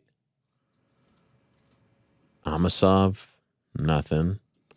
Lightweight, nothing. Jeez Louise. Featherweight. Now you have Patricio Pitbull. Yeah. Right? Yeah, I mean, you know what? It might be Patricio, but he's not really a draw. AJ and Patricio are like, they're up there. Yeah. The thing is that, you want the rising talent to hit at the right time. That's kind of the thing. Mm-hmm. I don't know if DJ, DJ's probably the name, but he's not the one who would want to go. Is Kayla the biggest name outside of the UFC? It's possible. DJ bigger. I think DJ's bigger. Yeah, and especially I his also last fight think. too. Wow. I also think you can get more. You could probably squeeze more out of AJ McKee or Patricio, just because of the number of potential pickings, competitors. Yeah, the outside of the UFC, it's hard. But we're thinking about, in addition to ranking, also like drawing potential, right? Which makes it a little bit of a different conversation because there's still some very strong. Like Johnny Eblin's up there, right? Like Johnny Eblin is a great fighter. So young. Gone are the days where you had like a Mayhem, a Nick. Yeah, that an day. Overeem. Yep. Gone are those days. So many events. All right, one more. Last one. Cole. Hello, Ariel. This question is for you as well as the entire crew. How do you fall asleep? Air conditioner / fan on? Specific bedtime clothes? Just briefs / boxers? Are you a cuddler? Do you sleep with one leg outside of your sheet? Do you fold your pillow in half? Do you sleep in darkness or fall asleep with the TV on? I know it's an odd question, but figure I'd hit y'all with a non-MMA question. I love the show and haven't missed one since the return. Best wishes. Wow. We addressed this a little bit, right? I wear it all. I wear socks. I wear sweatpants. I wear a t-shirt. I wear a hoodie. In the summer, I might go shorts instead of the sweatpants, but I'm typically usually wearing a sweatshirt. And I do have some clothes that I, keep for. I was a lot more strict about that, like certain clothes that I would only sleep in, but now I don't really care. I like it warm. I hate the AC. And my dad actually always did this thing where he would sleep on a pillow and then have another pillow over his head. I don't really do that, but I do like to cover my eyes, and I like it to be dark. It doesn't have to be dark. Like I know some people need no light, like nothing, window crevices. It doesn't have to be, but I know that's a thing for some people. I can't. No joke. I've watched the first 15 minutes of This Is Wrexham. It has taken me 4 viewings, and I can't get by the first 15 because I keep having to rewind, and then I'll fall asleep, after 3 minutes. It's crazy. I'm still on the first episode. I love it, and I look forward to it, and I can't go more than 4 minutes, and then I start it, and I'm like, I don't even know where we're at, so I have to go back, and then I'm still, I'm not making any progress here. It's a big problem. Watch it laying in bed? Yes. Oh, there's your issue right there. Yeah. I'm done. Where else am I going to watch it? Down, your couch. If I do that, I'm going to fall asleep too. Wow. I got to be honest with you. I don't know if it's a cell phone thing, if it's an ADD thing. I don't know if it's a getting older thing, being a parent. I don't know if other than sports, I don't have the patience. Oh, that's an Ariel thing. Yeah. Yeah, it's definitely an Ariel thing. Yeah. I'm not gonna throw you under the bus here. I'm with that. You have the patience to sit and watch a show. No, I don't. Yeah, exactly. I think it's an attention span. Attention spans have been drastically changed and shaped by social horrible, media. right? I can't focus the same way I used to be able Someone to. should have a streaming service that only lasts maybe 10-15 minutes, and you could just watch them in It's called YouTube. quick bites. I like that. I like that idea. Yeah. You could hire a lot of big names for it. Maybe do just verticals. So I think this could be successful. Interesting. Nobody picking up on that thing? No. Yeah. What is it? Great streaming service called Quibi. Oh, stop it. Yeah, that's a Jeopardy what question. a disaster. How long did that last? By the way, less than a year, right? Oh yeah, their timing was pretty shitty with the pandemic. Their timing was bad, and also I would argue that the platform concept wasn't the issue as much as the programming, the content, right? It's driven by content. Right. They didn't have the content that people wanted, so it died. What do you guys wear to sleep? I am a shorts, not like boxers. No shirt, no socks, nothing. Fan on, AC on. Wait a second, blackout curtains. No shirt? No shirt. Yeah. What? Jesus. He doesn't want to, make anything lose in his dreams. I don't know what that The shirt means. curse. What about Frank barging into my moment with DC? That was earlier? great. Yeah. That was TC great. loved it. Yeah, I bet he did. that was fantastic. Okay, so no shirt, fan on, AC on. Fan on, AC on. I have it Let's set go. up. AC's on a timer, so it turns off after 2 hours. Sometimes when I get up in the middle of the night, crank it back on. Eye shades on. Come on, Blackout curtains. eye shades on. Oh yeah, man. Back in the day when I worked the graveyard shift, I would have to go to sleep at like 7 a.m., 8 a.m. in the morning. So I got into Okay. the habit of an eye shade, and now I can't live without them. Form to the face. Podcast on. Really? Sometimes This is fascinating. Oh, yeah. Low level podcast. Sometimes I'll What's a forget low to- level podcast? No, like low volume. Oh, okay, gotcha. Sometimes I'll forget to turn the sleep timer on, and it'll just start going through my podcast, and it'll end up on the MMA Hour, and I'll wake up like confused in the middle of the night, and I'll hear you talking, and it's that's like, awesome. oh God, what is going on? What's going on right now? What do you usually listen to? Like, what's your go-to? My go-to, been listening to it for like half a decade now. Is pardon my take. Really? Yeah, that's are they every night? No, they're 3 times a week, but they're like 2.5 hours. So yeah, that my girlfriend found this like sleep podcast where a woman like softly reads you like a nighttime story. You're kidding. No, it's Like what very kind of story? calming. I think it's called Calm, right? Any kind of story, like let's take a walk through the woods or let's go to the beach. It's like very calm, like it's and then they read it at half speed the second time to like really. How long is the story? Probably like 15 minutes. And is it a real story? No, it's like I think the name of the podcast is like Nothing Much Happens. It's just like we take a walk down to the And is it one of those like, oh, we're walking in the woods and you hear the leaves? yeah. Oh, okay. So And it's there's like effects. it starts off. It's like take a deep breath, like get rid of the rest of your day. You really need this? No, I don't need it. It's just all right. So since I was young, I've always listened to the radio on a sleep timer. I used to listen Like to that. Braves games as I fell asleep, Love that. and so it's just matured into podcasts. Interesting. Is it like ASMR or? I don't know. It's like white noise. It's like, That's Oh, what. wow. Yeah, that's what that is. Yeah. Yeah. She's like, it's yeah. You should listen to it. what does that stand for, Frank? ASMR? Oh, I don't remember. Why is this like Something about like you're sympathetic. Do you like it? sympathetic. No, it's all BS. why? I mean, they've. What's happening? Okay, you can stop. Like people saying that they actually get like a surge of feelings from just hearing Yes. this. Yeah, it's. Yeah. Wow. Okay. Listen to the pod. What about New York Rick? I feel like this is going to be a real funky one. What?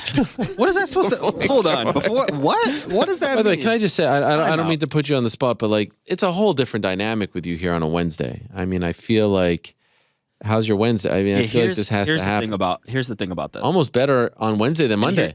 Yeah, for sure. And here's the thing about this, and here's the thing about the jokes and the jabs. What jokes and jabs? You brought a lot to the look who's here. No, I appreciate that. But before this, it was a little. Everybody was a little too comfortable talking about. Oh, look who's showing up. Let me say this. Wow. Let me say this. Okay. Let me get this All off right. my chest. All right. First of all, while you're shooting? trying to. This is a shoot? Out of everybody in this floor right here, this little studio and the studio in this control room, Yeah. the only one who's not paid to be here, the only one who pays to come in, Wow, that's a good point. pays money, Very good point. is yours truly. That's a great point. So it ain't exactly, just show up, come on in. It's nice to I have you. sacrifice. It's nice to have you here. Thank you. Can you? By the way, you can get behind the scenes. Playing, You can get behind the scenes content with DC as he's back there. Hey, DC, give us That's your true. top 5 No, best fighters of all Fair. time. That I was actually thinking that, but then it's kind of hard, especially when they have like an obligation to go to. You don't want to. Right. You don't want to stop that. Now, back to the topic. Why do we think that I have a weird sleep routine?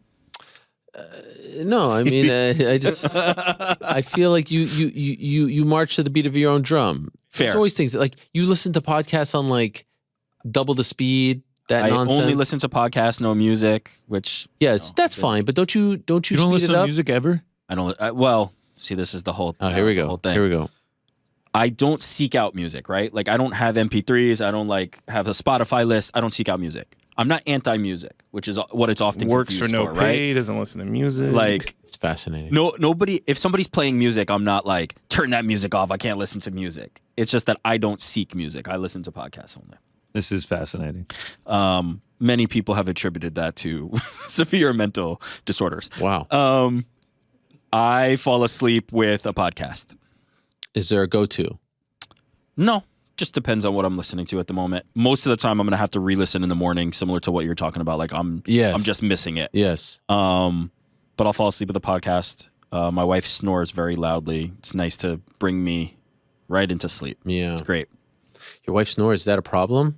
No, Okay. she found. Listen, she's lucky. She found somebody who can drown that out very easily. I fall asleep like that.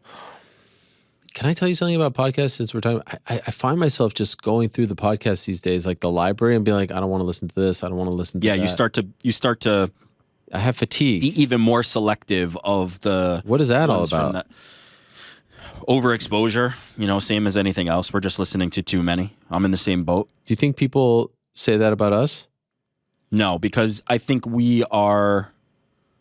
You're probably skipping over more evergreen things or things that are not really relevant to your interests. If you're an MMA fan, what is there to That's listen true. to That's a other good than point. this show? Thank This you for is saying this is the number one that. The show and the shows. number 10. It's everything. I don't need a lot. What about you, Frank? It's pretty simple. Oh, I feel like this is gonna be really weird. Wait, no, just one leg out. One leg usually out? of the blanket. Tighty whities? No, that I got more of a laugh than I would think it should, but okay. Frank, I'm laughing more at Aaron. No, I mean, I It's just- like just the fact that he even decided to ask that question is I know. more what I I'm mean, laughing. I'm He's like, being I'm not asked- giving him what he wants. He wants to poke the bear. No. I just he asked me the question. So one leg out. Okay. Pillow fort. Pillow Just like- fort? because it's kind of a point of contention because like I use so many pillows, but I don't actually use them. I just kind of like put them around me. You like having a lot? Okay, I get that. And then I usually watch something on YouTube that deals with astronomy. It's like kind of boring, but also interesting, and then I just fall asleep.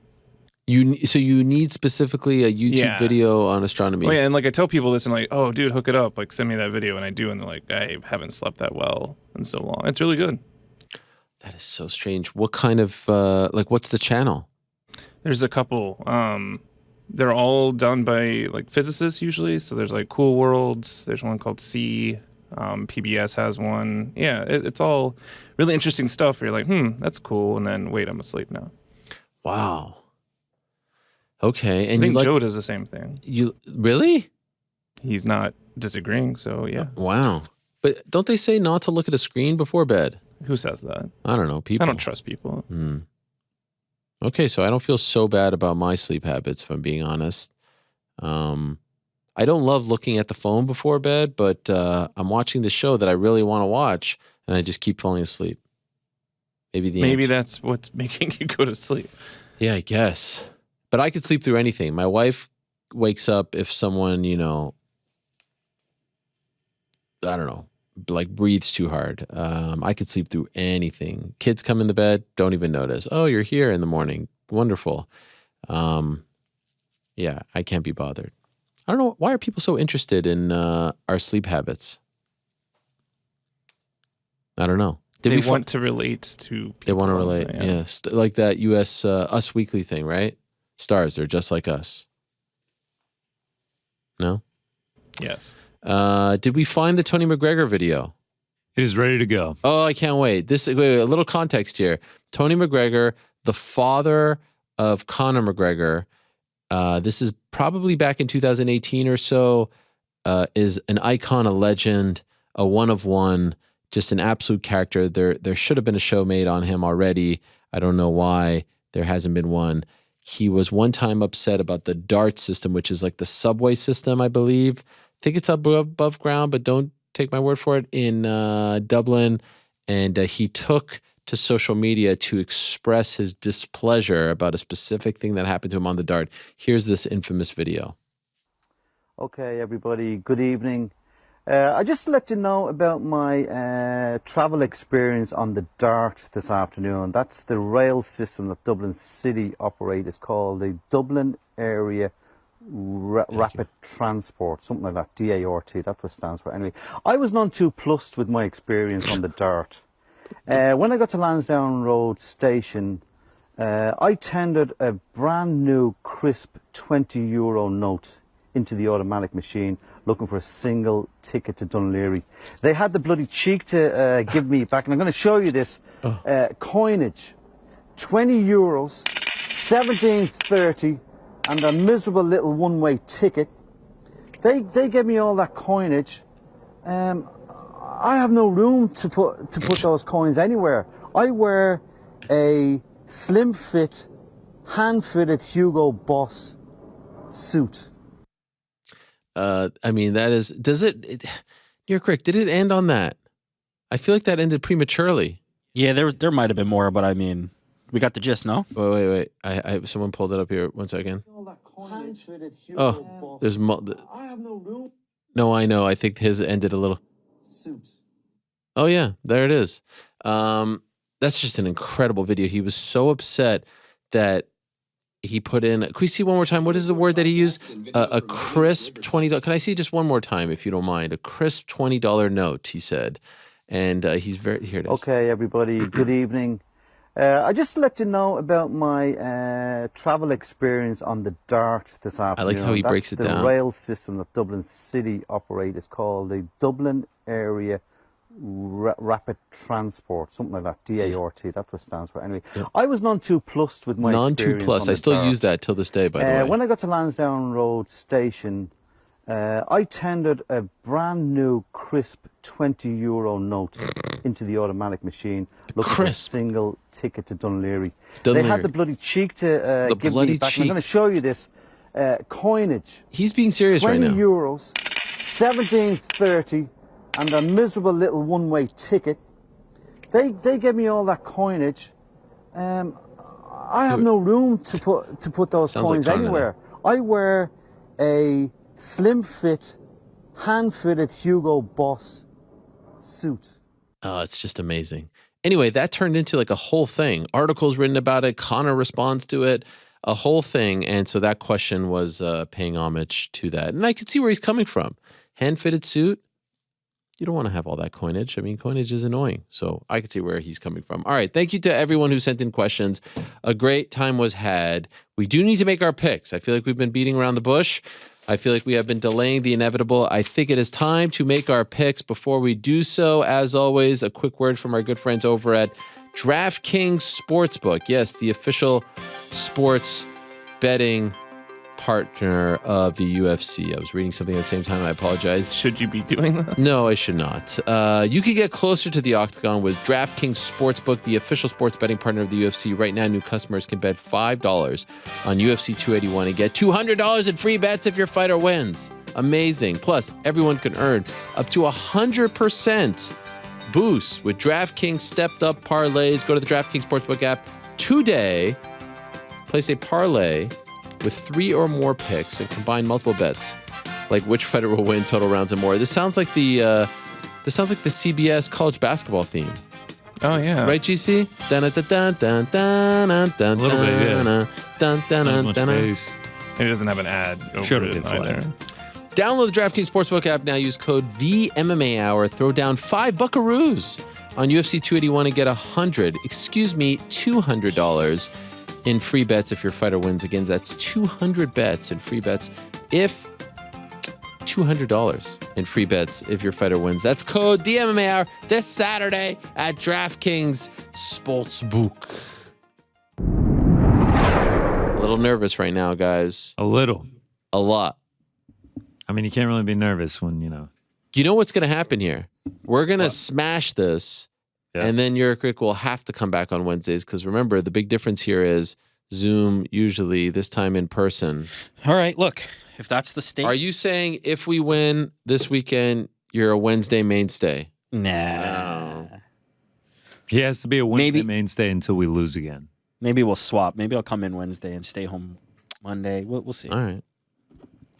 I say we just get right into it. Let's do it. Let's randomize the order. Dun, dun, I've never been here in person to see this. I got to tell you, fun. it's nice.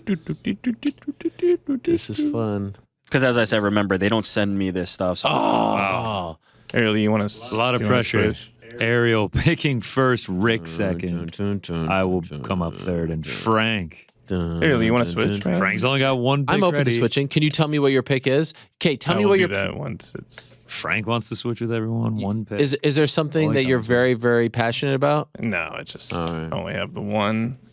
Well, it's a tough one, I must say. Alex Pereira plus 175, Izzy minus 205, Gutierrez, big favorite, Puelles, Hooker, Brad Riddell, Petrosky. Yep, these are names You of are fighters. definitely naming the names of the card. I'm just trying to. I'll tell you the one. he's trying to find it. He's trying to find I'll tell you the one that I was leaning towards. Wait, I want to see something right here. That's an interesting one. I'm gonna go with this. Okay. Can I ask you guys your opinion? Yeah, absolutely. Do you want to pull you? Blanchfield That's what we're here for. McCann over 1.5. I'm not loving the over-unders lately. So Why? I've been killing it. Well, listen, All right. I'm saying me personally. So I'm going to let GC speak to that. GC, I don't please. I don't have a read on that. I mean, Ollie McCain could get a knockout. There were 2 knockouts came in the 3rd round. Blanchfield, not the biggest finisher, unless you got her on the ground. It's your pick, man. You feel confident Let me say about this it? about that pick. Yeah. Blanchfield might be somebody's pick later, and then that eliminates that pick. That does eliminate the potential for Blanchfield. Is that your pick, Frank? No. All right. Oh, I then think there you go. I think So- it's Rick's. What? No. What about Well, it could be one of them, What but I have other. what about Izzy Pereira over 1.5?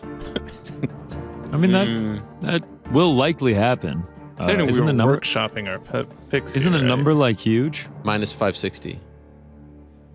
That feels surprising with a guy that can just end it at any moment. Yeah, but I don't. Alex is Poirier- not the. Poirier Chandler over a half round, only being minus 650 seems kind of ridiculous. People. Oh, think- you know why? You know why I didn't mention that? It's not even on the damn thing. Oh, it's on DraftKings Sports. Oh yeah. Why did this site is so really? Okay, you know what? See, I totally forgot about Zhang Weili and Carlos Barza. Yeah. All right. Final answer: Carlos Barza, Zhang Weili over 1.5. Okay, minus 400. There it is. I see 375, but I guess Well, I'm on DraftKings Sportsbook. It's minus. okay. Carlos Barza, Zhang Weili over 1.5. I like that you've taken to these 1.5s. I mean, that's my bread and butter. I like them too. So far, they've Yeah, they're great, aren't they? All right, Rick, that takes us to you. Sorry, Frank. That was. Was that yours, Frank? No. I'm saying Connor just no sold that. and rightfully so. not the time, Frank. Sorry. I was wondering what that was. This segment is off the rails. Wednesday energy is different over here. Let our hair down, right? By the way, any more cupcakes? I could Those are gone. Oh, really? Jesus. No more sandwiches either. I could go with All right, go ahead. I could go with Blanchfield because I'm pretty confident in that one. I'll throw it out there. I have 2 that I really like, and I'll let the masses. I'll let you 3 decide. I'm gonna either take Blanchfield or I'm gonna take Israel. Those are the 2 options. Wow. Extremely confident. Money line? Israel money line. Yeah. Wow. Love it. How am I riding with him, bro?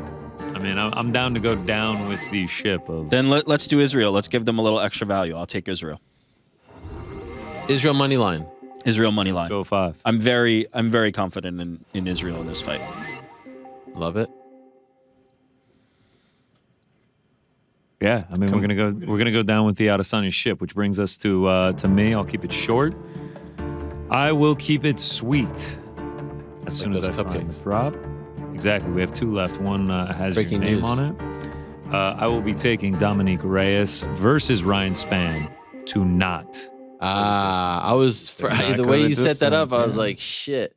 Are Nah, we we going haven't with a seen him. Reyes win? No, we haven't seen him in long Yeah. enough.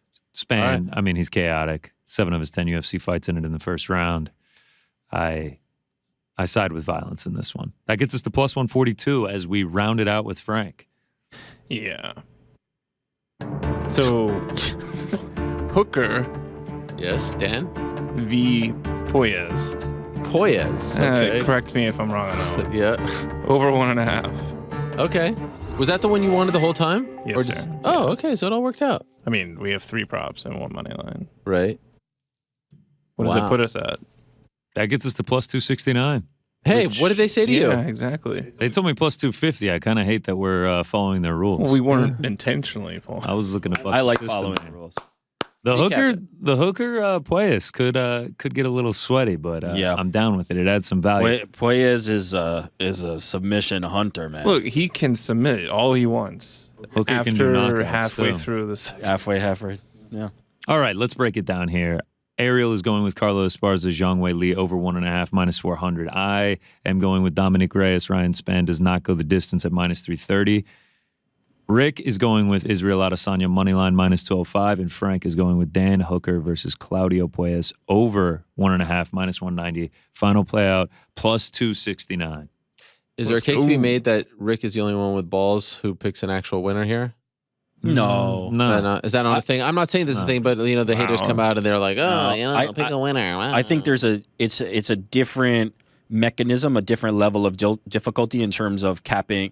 You have to account for a lot more variables, right? In terms of picking over-unders and things like that. You're accounting for 2 fighters. You're accounting for different outcomes.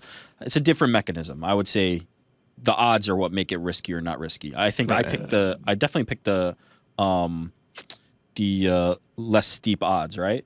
Actually, Frank with the minus 190. There you go. I don't know what So- stuck out to him, but Well, but he the seems thing to is love it. that I want Hooker to win, but I don't think that's going to happen. But he will go at least a round and a half. Sound reason. By the way, what would you get if it's an all CKB parlay? Yeah, what's a 4 right, CKB? right now at this current moment. Money line, Izzy, Goldberg, yeah. Hooker, and I mean, we Riddell. could have just done that. We could have just really rid with the rode with the squad. I know, but that feels like betting with your heart, not your mind, right? Hooker, Brad Riddell, and Carlos Ulberg pays out plus 789 right now. Well, Wow. I Do feel we like take someone, the audible? And there's going to be some. I veto that. Yeah. There's going to be some. There's going to be some. Who's the biggest risk in that bunch? Brad Riddell is the technically the only underdog on it, Really? plus 100. But they're all Hooker? very What's Hooker? minus 145 currently on DraftKings Sportsbook. Wow. And what's Carlos? Minus 130 currently on DraftKings Sportsbook. Okay, it's all pretty close. They're all very close. For all 4 of them to win, obviously, is over 7-1. Yep. Would be tremendous if they did. I see someone on YouTube chat saying over 1.5 in John Carla is literally a hilarious bet. I love how many these parlays get, how zany these parlays get. Why? Why is that a hilarious bet? It's pretty standard, Yeah. pretty regular. I don't know. Nothing really funny. All right. I got your attention. I mean, it's gonna be fun to cheer on. I'm surprised Zhang Multiple or, people saying they don't like the 1.5 pick for Weili. I mean, it could end in a knockout. I guess they're predicting that Weili will Start knock her her? out early. Yeah. Jeez. Now I'm starting to. Should I have gone with Blanchfield? And I mean, I don't Don't let see them the- get in your head. You could just go Weili straight up. I don't really see the fight that way. I think Zhang will definitely win that fight, but I don't Yeah. necessarily see it as Stop like it. a Stop it, everyone. a 1 round starching. Okay. I think it's possible, but that's not how I see it. You took your pick. That's what you got. Yeah. We'll I see feel- what happens. I feel good about it. Pretty evenly matched card. Which fight are you guys most looking forward to? Izzy Pereira or Yes. Dustin Chandler? Dustin Izzy Johnson. Pereira. See, I don't think it's an easy answer. Oh, for me, it's no question. Why? Just the stakes, everything that's on the line. And what about Dustin Chandler? The stakes are much lower for me. I think it's going to be fireworks. I think it's going to be incredibly entertaining. But Eric in said Dustin terms of- Chandler. Oh, Yeah. oh, sorry. I was. Oh, why explaining am I mine most isn't. excited about that one? Because I think it's a more fun fight, and I don't think Israel and Alex is going to be very competitive. There's a chance that Izzy Alex is a bit of a dud. I don't I see think any Izzy's gonna- scenario where Dustin Chandler is a dud. Chandler goes That- back that's- to his wrestling roots. That's my. Even that though, I don't even like know. that's good. I don't think his brain is programmed that way anymore. Yeah. I know. What was the quote, or what did he say? Make a highlight, be a highlight. Right. I think Izzy has been joking a lot about maybe I'm just gonna jab and leg kick him. I wouldn't expect that that's much of a joke. I think his path to victory is very much staying on the outside, jabbing and leg kicking, and I could see him blanking Alex pretty badly. And not give two Fs about it, nor should he. There's just so much that I just don't know what's going to happen in the main event. I just can't wait to watch it. I just can't wait. Because there's pressure on Izzy coming off the last fight. There's the history. There's the backstory. There's Alex. By the way, the one thing Alex has that Izzy's opponents didn't have was Alex has the experience. knocked out. He's not intimidated. He's seen this confidence. movie. He's done this already with him. He's Yes. stared him in the face. He knows what he's bringing to the table. I know it's a different sport. The other guys, Izzy was a bit of a boogeyman. Here's the one thing that Alex doesn't have is he's never fought on a stage like this. He has never fought in a main event of a pay-per-view. He has never fought at Madison Square Garden. Glory is fine, but this is a different type of beast here. And so maybe the opponent won't get to him, but does the moment get to him? Truth be told, doesn't strike me as that kind of guy. Doesn't strike me as the kind of guy who gets buckled. But I'm curious to see how he performs. We all agree there's no chance he's getting a main event title shot, if not for the history. Of course not. Different sport. Is there a case to be made? Some guys are just in the other fighter's head, right? Some guys just have their number. Is Alex that guy for Izzy? Right? That I would believe as a possibility more so than the idea that Izzy's putting pressure on himself to do something stupid in a fight. I don't believe that Eugene Behrman and the City Kickboxing team and Israel Adesanya himself would ever go because people didn't like the Jared Cannonier fight. I'm going to fight in a way that is not optimal for me to win. Cannot buy it. Just do not buy it. Do you think there's a chance it's a dud in that Izzy plays it safe? 100%. Yeah. I do. There's a chance, yeah. By the way, if it turns into that fight, it's going to be tough, at least in the interim, to bounce back from that. People forget. No, the memories are so short. People forget. I agree. Anderson at one point, his stock was now he's beloved. Damian Maia fight. Oh, Damian, Talis, Patrick Cote. I get it, but right now it will be in a tough spot. His Q rating. It's not his fault. It is not his fault. It's not on Israel Adesanya. Couldn't agree more. To fight recklessly so that Alex can have a chance to knock him out. 1,000%. It's just not. But the pay-per-view, public, those people purchasing. That's completely fair. I guess I would ask: is Israel even a pay-per-view draw? Like at this point, is he the guy? Is he that guy? He's one of the stars of the UFC. No. Yeah. Who? Okay, active fighters right now. Nate doesn't really count. He's out. He's out. He's going to be out. Who's a bigger draw than him right now? Probably an Usman. Who's a bigger draw than Izzy? Crazy. I would say probably. You're crazy. Kamaru Usman is a bigger star than. I'd say probably, yeah. No, I don't agree. Do you agree with that, GC? Man, I don't think so. I would say more people. Fair enough. Okay, I'll toss that one out. No. Jorge Masvidal, right? Still? Yeah. Well, you said Nate. Like, does Nate lose it? Like, I think. No, Nate is bigger, but Nate is. I'm considering him outside of the UFC.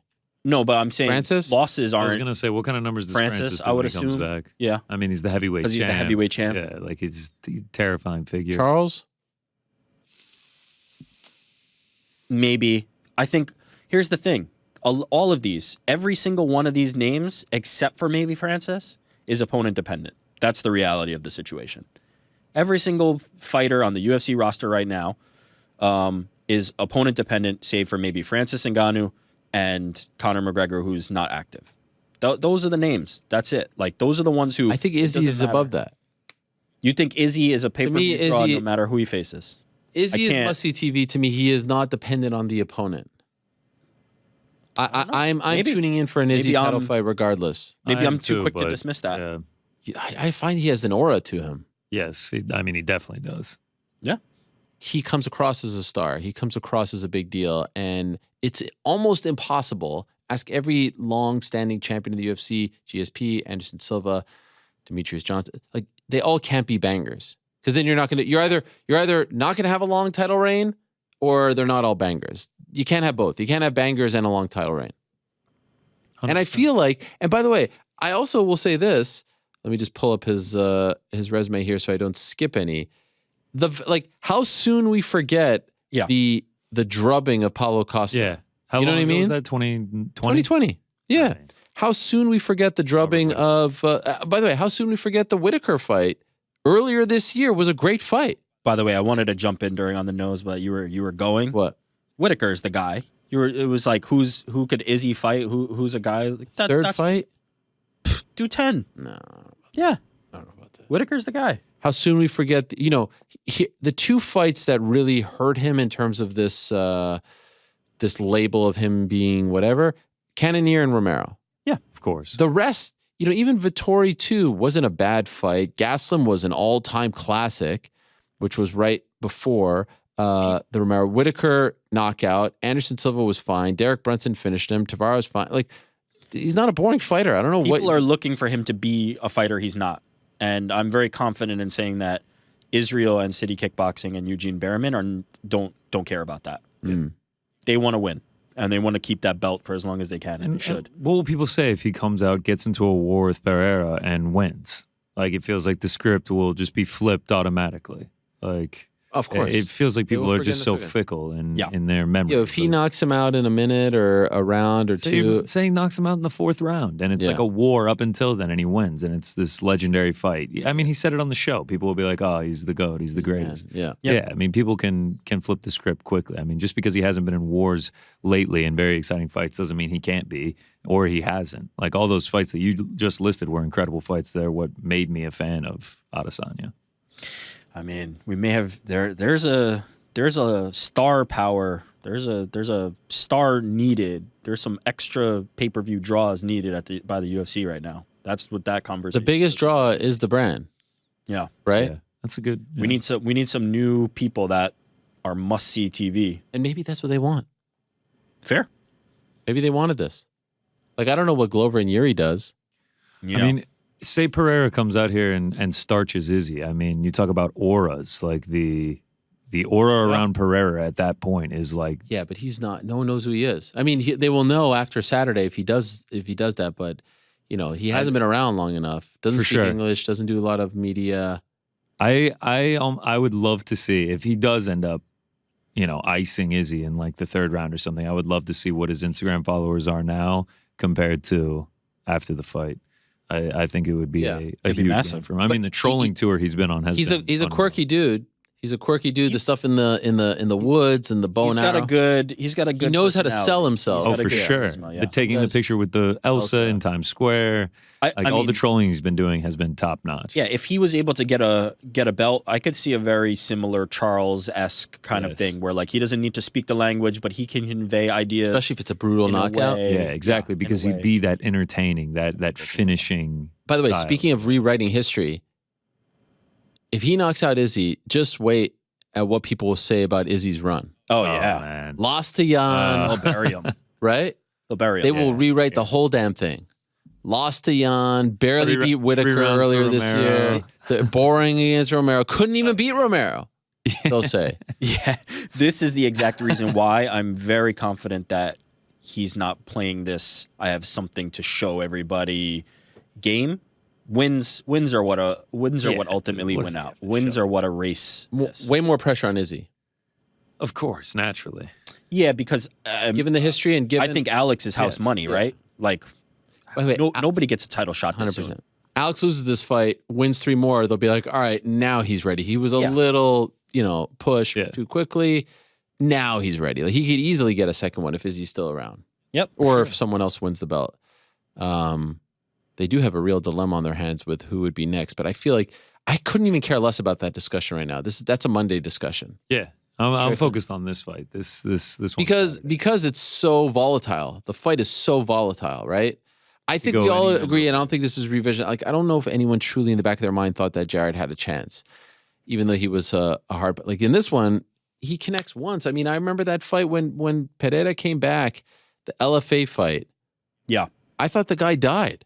I mean, the guy was down for at least 6 minutes. I remember watching it on Fight Pass. I was like, what the hell? He has a power. He has a power, whether it be with kickboxing in big gloves or whether it be in MMA, that very, very, very, very few people have. He has an instantaneous knockout power that very few people have, and it's a weapon for him. And Israel Adesanya's been on the wrong end of that. He's already seen that. Mm-hmm. He's had that. He's had that happen to him, and he's seen that, and he knows what he did wrong. Can Alex do it again? Now that would be something spectacular. That would be something very. And then special. you can hear people saying like, "Oh, smaller gloves, power connects if you knocked him out with the big gloves, right?" Yeah, but that's almost irrelevant, right? I think the small. This is maybe a topic of conversation. I think the small gloves favors Izzy. Why? Because in the big gloves, we already know Alex has that power. He's going to knock you out whether he could be wearing sock and boppers and he's going to knock you out. It doesn't really matter what he has on his hands. It doesn't make he's not going to hurt you more. He could knock you out if you had the biggest possible gloves in the world on. Doesn't really matter. So the small gloves, yeah, he'll knock you out in those too. That doesn't really matter.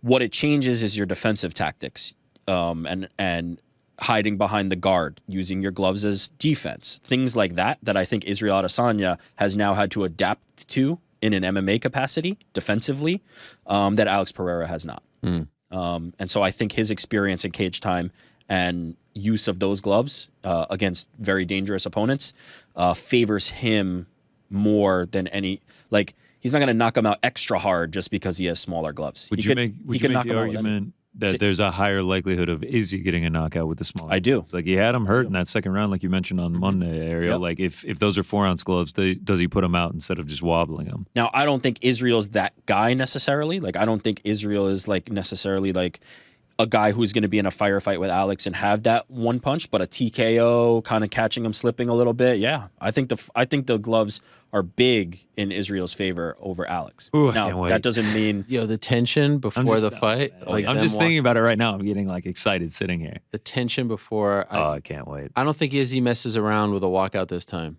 I don't think so either. I mean, he was serious on He said it. If you believe him, he said he's not. All business. He said it to you, so. And a reminder that GC and the boys will be doing a watch party this Saturday. Yes. Mike Heck in studio. Whole crew. Let's go. Everyone, any surprises, any teases, any gimmicks? You're going to be opening packs? There's going to be gimmicks. Yeah. Rip some packs. I got a brand new box in. Yeah, we got a lot in store. We get that sponsored, bro. You're the guy, bro. You're the one who's going to hit them up, man. Well, you call your people over at Panini. They are good people. So you do have people over there. So you can literally watch this man watching his guy. Oh man, I might be those moments. Yeah, T-shirt will be out. Testing the curse once again. I got the team shirt from Eugene. You saw that? Yes, I was a little bit jealous because it's a sick shirt. Is it not for sale? I haven't looked. Maybe it's on the Engage website. All 4 of them went on Saturday. I purchased it as soon as the fight's over. Let's go. You love doing that, right? Oh, I love it, especially if I'm cashing a bet on the person. Take my winnings and buy the T-shirt. It feels like it's like a badge of honor after cashing a bet with them. What is that? New York City Marathon shirt? Jacket, yeah. Yeah. Finishers Club, no big deal. Damn. Oh, that's 2019. Yeah. Must be nice. It was nice. Alex, 6-1. Not a lot of experience. 33 wins, 7 losses in kickboxing. So certainly has fought a lot. But, had that run from 2015 to 16, had 3 fights in MMA, jungle fight, focused on kickboxing afterwards, returned in November 2020 in LFA, knocked out Thomas Powell in a little over 4 minutes, and it was scary. Find that video. The knockout was scary, and that's the one that got him signed by the UFC, made his debut a year ago. Amazingly, we were talking about his debut at MSG on November 6, 2021, the MSG card last year, headlined by Usman and Covington. I think it was Jedi that posted it, your interview with Glover, and Glover's like, a year from now, you're going to be talking about the Izzy Pereira title fight. Crazy, right? Yeah, and he was right. Glover beat Andreas Michailidis, then beat Bruno Silva via decision, and some people were like, oh, maybe slow your roll, and then, of course, the Sean Strickland fight. So let us see who GC has for this weekend. What do we got? Yes. What do we got? Let's do it. Let's dive right in. First one up. It is a man from City Kickboxing, Carlos Solberg. Yeah, I mean, Nega Mariano. Yeah, nice little touch with the New York, the gold for the pay-per-view. Nega Mariano, I mean, step up, I would say, for Carlos. But, I mean, the thing that he doesn't really have is he doesn't move his head off the center line. He gets hit a lot, minus 1.9 strikes per minute differential. Carlos Holberg, what does he have other than his dash and good looks? It's volume, 8.91 strikes per minute. So I just think that as long as it stays standing, I mean, I think of Mariano, he does go for takedowns, but it's not that often in fights, and I think Holberg can fight him off. As long as it stays standing, I think Holberg has the advantage here. So Are you surprised he's the favorite? A little bit. I've been riding with Holberg, and I'm going to continue to ride with him. But yeah, it is a little surprising that it's the odds are as close. I thought Nega Mariano may be a larger favorite. What's so funny? Nothing. You got the cake now, cupcake. Well, we weren't supposed to tell everyone. I mean, It sounded like you had something in your mouth. Let's keep it rolling here. Matt Frivola, the steamroller, going up against Azaitar, making his debut after the UFC 257 potato scandal. They were supposed to fight then. What? You know about that? No. What? He got that he got sick? He got like suspended from the UFC because some guy snuck into the COVID, the bubble, the island. Oh my God, I forgot about they that. left a bag in there, and then Azaitar claimed that it was a bag of potatoes. Yes. Oh yeah, it's fantastic. Wait, I didn't realize that his alibi was potatoes. Yeah, it was potatoes. Yeah, there's no chance there were potatoes in No that. shot. The guy got like removed from the bubble. I mean, fantastic stuff. Yep. What do we think it was, by the way? I don't know. I feel like New York Rick has an answer to this. He doesn't want to say. No, I'm not about to speculate on literally anything in the entire universe that could be in that bag. Seems dicey. It seems dicey. Imagine your alibi being potatoes. Like what? You couldn't get potatoes from the kitchen in the hotel? He was asked questions about this at media day and has kind of joked. You know? Yeah. Why would you leave the potatoes in the room anyway? Mysterious. Oh, so he is acknowledging wink, wink, nudge, nudge. It's BS story. He's just saying yes. It's something. If I'm mistaken, isn't the story the innocuous. guy like took one of the team's bracelets, put it on, got into the COVID bubble, went into the hotel, then climbed like balcony to balcony to, I believe, Matt Frivola's room or Matt Frivola's team's room and left the bag of potatoes? No, not for Vola. Azaitar. Azaitar's room. Yeah. Sorry. And left the bag of potatoes there? Supposedly. I mean, That's the report. And by the way, didn't Dana say that night, like, this guy will never fight in the UFC again? Yeah, there was welcome back, big, Ottman. Yeah. a big breakdown. Crazy. Honestly, like, in the midst of the pandemic, that's a pretty bad thing to do. Yeah, it was great. All just, for some potatoes. He wanted some potato gratin. I got some breaking news. Oh, what do we got? Oh. Bad? Shit. No, nothing bad. This is rare. I mean, another reason why you should be here on Wednesdays. Tweet from, no, it's a tweet, but I spotted it. Tweet from Danny Rubenstein, manager to the Stars. Oh, mentioned earlier in the show. Can confirm. About the shoes? Jake Hager did indeed take Daniel Cormier. Wow. Took him down. Wow.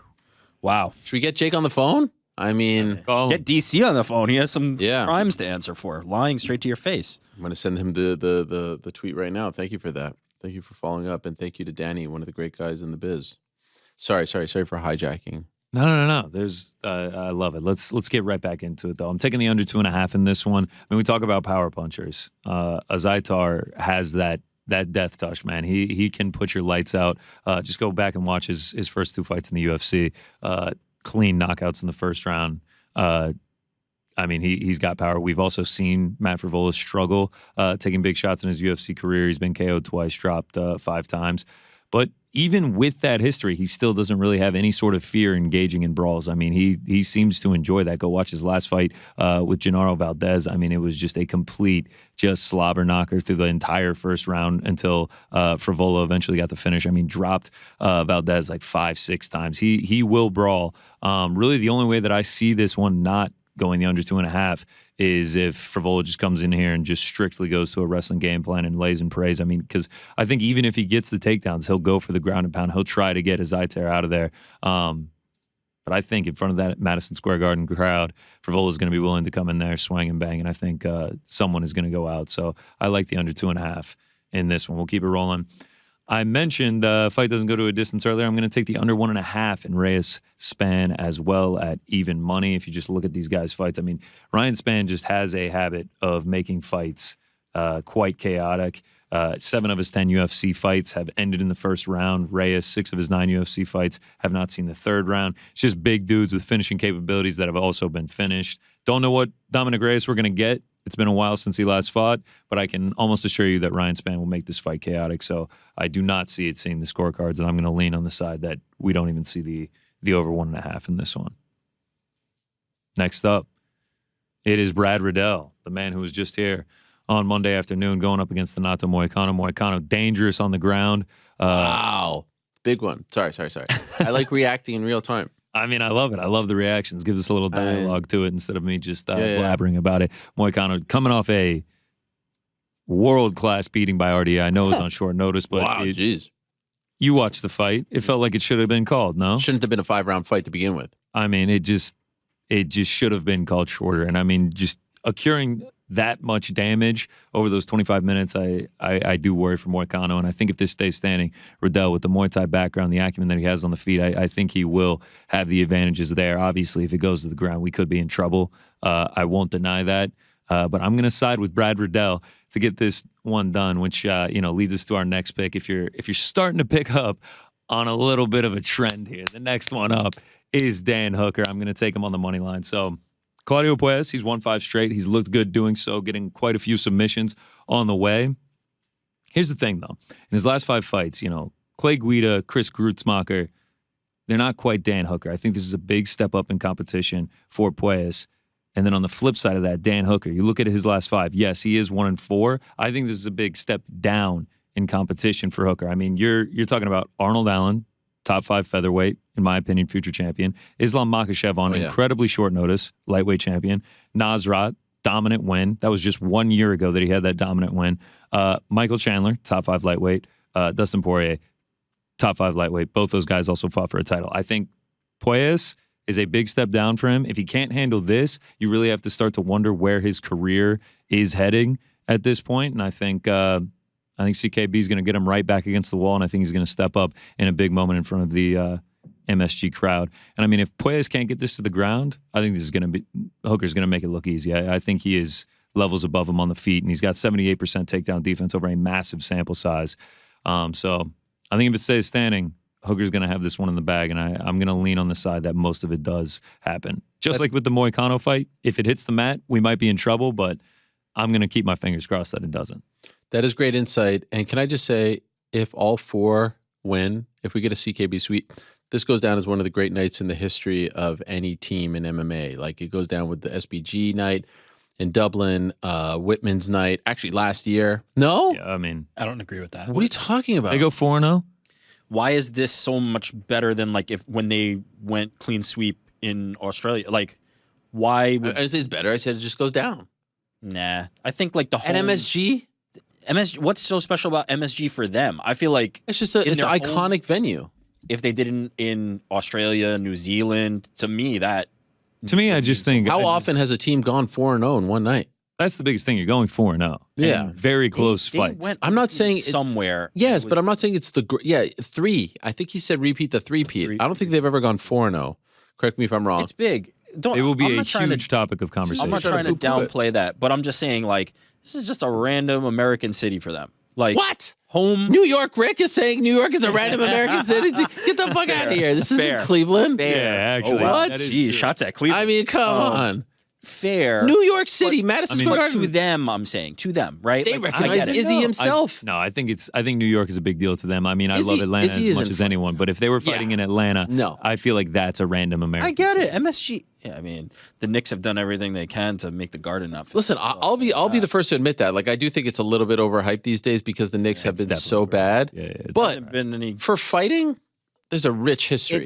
It's significant. By the way, even for MMA, yeah, there's some. It's been In a home very to some short- very yeah. big moments. I also feel like to non-Americans, it's New York, it's LA, and then it's everything else. I'm 100% with you. Vegas. But I'm for American cities, great. But I'm just saying, if they did this in front of a raucous crowd of their country, sure, 100%. we're It talking won't hit the same levels here. But I'll say it still goes down as one of the great nights. I'm not saying the greatest night. I'm just saying one of the great nights. all right, fair It's a enough. great night. It's a great Fair. night. 4-0. I've been The convinced. Whitman Fair enough. night was great too. Two champs and Whitman night might be the greatest of all time for Yeah, that was considering the stakes, right? It was Yeah, the Gaethje, stakes. It was unbelievable. Rose, and it was Kamaru. That is, I don't know if anyone's had a night quite like that, but for a team, Every one of those fights was a headliner level fight. 3 of and the that 5 and that matters. being like the entire gym. Am I not mistaken that they just have the 3 athletes there? I think they might have like a smaller person here or there, but yeah, those are the 3 big dogs for sure. Yeah. How quickly Alright, so things yeah. change, right? Gaethje Oh, not really in the gosh. picture. Rose non-champion. I've seen people being like, "Oh yeah, Whitman actually isn't a good coach." Oh, fuck yeah, off. yeah, Get yeah. out of here. I mean, I'm telling you, the fickleness is insane. Oh, stop. I mean, he was recency 50 bias seconds is away wild. from beating Leon and still being the man. All right, so yeah, Dan Hooker money line. We'll keep it rolling. Dustin Poirier, KO TKO. Didn't really love the money line on him, and I just feel like this is the most likely path to victory if he's going to win. 10 of his last 14 wins. Excuse me, 10 of his last 14 wins are by knockout. And if you just go back and we talked about it earlier, Michael Chandler. He's here to make a highlight or be made into a highlight. I mean, he has fireworks now. I feel like it's what you said. His brain doesn't really operate depending on that wrestling like he used to earlier in his career. And you just watch his fights. I mean, they're just pure chaos from the jump, whether they end in finishes or not. The Gaethje one was pure chaos as well. But just going back and watching it, the Ferguson fight, Ferguson had him hurt, had him in a couple of suspect positions in that first round. He took the first round on all 3 judges' scorecard. Obviously, we know how it ended with the head kick KO. Gaethje, it almost felt like that Gaethje fight was similar to the Moicano RDA fight in that it felt like Gaethje was taking off the gas in the 3rd round just because of how much he was brutalizing him. Charles Oliveira obviously finished him, dropped him, had him hurt. He's been dropped numerous times in his 4 fights in the UFC. Obviously, Dan Hooker was a different story, but it still ended in a first-round KO. I just think this one is going to be chaos. I'm going to side with the guy that has the better defensive boxing, that just has the better boxing overall, because if you watch Dustin's fights, I mean, Charles obviously dropped him. He didn't win the fight, but dropped him, knocked out McGregor twice. I mean, he has the better boxing in what I think is going to be a standing fight. So at plus 165, that was one of the bigger reasons for it. I like this number. I'm going to ride with Poirier to win by KO. Love it. Big time Next up. stuff. Big time stuff. Jean Esparza, I'm going to take this one to not go the distance. Okay. At minus 125. Hopefully not under around. Hopefully not. Hopefully we get that magic spot there over 1.5, but it still doesn't go to a decision. I won't be surprised if that does happen. I mean, Zhang, she has the power, she has the volume, she has the aggression. I mean, just everything on her favors, everything on the feet favors Zhang. I don't think she's going to fear the takedowns like it felt like Rose did in that last fight, and we just kind of got a staring contest. I think she's going to bring the fight to Esparza, and I think Esparza is going to be in over her head when it comes to the fight on the feet. Sure, the last 2 rounds of the Rose Zhang fight that went to a decision kind of worry me. Rose got the takedowns and kind of controlled it, and that's how she was able to retain the belt. But I just think Rose is so much better on the feet than Esparza, in my opinion, and I think Zhang is that much better than Esparza. I think she's going to find the shot eventually. I mean, also, if you look at Esparza's title run, I mean, it isn't the most impressive on paper. I think Zhang takes the belt back here, and I think she does it inside the distance. The inside the distance line wasn't good enough for me to take that. It was only even money, so I figured I'd just take fight does not go at minus 125. This is going to be a really interesting fight, and I think the 115-pound division is in a really interesting spot right now. You love the strawweights. Yeah, I feel like it was kind of like a prime time weight class, and now I feel like it's just sort of floating in the wind. I think that might just be the activity level. I think it can pick back up pretty quick. Yeah. I'm not saying it's unable to do so. I just feel like right now it doesn't have the momentum that it may have had last year. I think after Saturday it will feel. Feels like a bunch of these Apex main events that they throw together are strawweight fights. Yes. Yeah, That's probably fair. true. That's probably true. It's going to be interesting. I think Zhang getting the belt back could. Zhang's new hairstyle is super cool. Yeah, she's looked impressive. Got some leading up to swag. this fight. She does. She's definitely got swag. She always brings something interesting to fight week, in my opinion. Also, who would have thought she'd be in this spot, a year ago? It's crazy. 0 for 2 against Rose. I don't think anyone thought Rose would give up the belt this soon. Now here she is on the verge of a potential second run as champ. Yeah. On to the main event. First, I'm going to take the under 4.5. I feel like the way that Alex Pereira wins this fight is by knockout, but I also think that an Adesanya finish is live as well. We've seen him get finishes in these big spots before, and I think if Pereira brings the fight to him, and this does become a war, I think someone is going to get finished. At plus money, this was just something that I couldn't pass up, especially over the course of 25 minutes, 4-ounce gloves, and the way that these guys can hit in a fight that neither man has ever landed a takedown in their UFC career. I favor someone to go out, and I like the number at this one. I think it's still at plus money across all sports books. Also, I feel like the knockout by Pereira is his most likely path to victory, so it is somewhat of a little bit of a hedge for, obviously, the last play of the night. You know where we're going. It's Israel Adesanya money line. We had to do it. I mean, I've ridden Pereira the first 3 times in his UFC career. He's won me some money. I like watching him. I think he's incredibly exciting. I think his social game leading up to this has been fantastic, but, loyalties don't die so easy around here. Been riding Izzy for much longer, so we're going to continue to do that. And that leads us to a little parlay that we already alluded to. Oh. It's the City Kickboxing Parlay. Yes. Snagged at plus 864. I mean, these guys can become heroes for me if they get this one done. I would absolutely love to see that. But, if we can get 3 out of 4, I'd still be happy. So I am all in on Team CKB. I got a little violence parlay for Vola, Azaitar, and Reyes Span. And then I added on Poirier Chandler. And then I got a prop parlay, Choi Trezano over 1.5. That Poirier Chandler line over a half round at minus 650. I just couldn't pass up on that. You rarely ever see a half round, especially for lightweights at minus 650. And then Zhang Weili money line. And then the parlay I had last week, we already got Miranda Maverick, Aaron Blanchfield, and Zhang Weili to go. That pays out at minus 102. And then last but not least, watch the watch party. Oh, there it is. Saturday night, you mentioned it, 9:45 start. Me, Mike, special guest, Mysterious Frank will be there. It should be good fun. A lot of stuff planned. York Rick? Nope, no New York Rick. He's going to be busy, man. Are you going to be at the event? When was your last show that you were at? Oh, Long Island? Have I been to one before? Between then? No, must have been. Yeah, Long Island. You're averaging like 2 a year, 3 a year. Try and mix it up. It's good enough. I mean, I heard Frank was going to be there, so I'm not coming anyway. Frank's going to the event? No, he's not. No, this. Oh, this. Yeah. Party. Yep. Wow. Frank, how much do they have to pay you to come in for a late Saturday? We get paid for this stuff? Yeah, it's good true. one, Frank. Yeah. We get paid for this stuff? Well, it's interesting. I mean, you're going to be out of here 1 a.m.-ish? Later. 1:30. Yeah. Yeah. Does Frank know that? And then I'm right back up in the morning for brunch at 8:15. Cafe Mogador. Where are you going? You have might want to be there at 9:30. You have a brunch date? Yeah, whole fam. Oh, that's right. Oh, you're working this weekend and your family in town. A lot going on. Busy weekend. They coming? To what? To the watch party. Yeah. Nah, they can pull it up on their laptops. Oh, all right. That's weird. They are going to see the studio, though. How? I'm bringing them in on Saturday. Oh, so they are coming during the day. It's just gonna confuse everyone. Yeah, not the actual. Yeah, not the actual watch party. You're just gonna show them the setup. And here's an empty control room. They can see my corner here. Maybe take on the set. Oh yeah, we'll world renowned. With them on the set. That's fun. I wish I was here. They were like, yeah, it's like we're going to Jimmy Fallon or something. Wow. Like There's no chance they said that.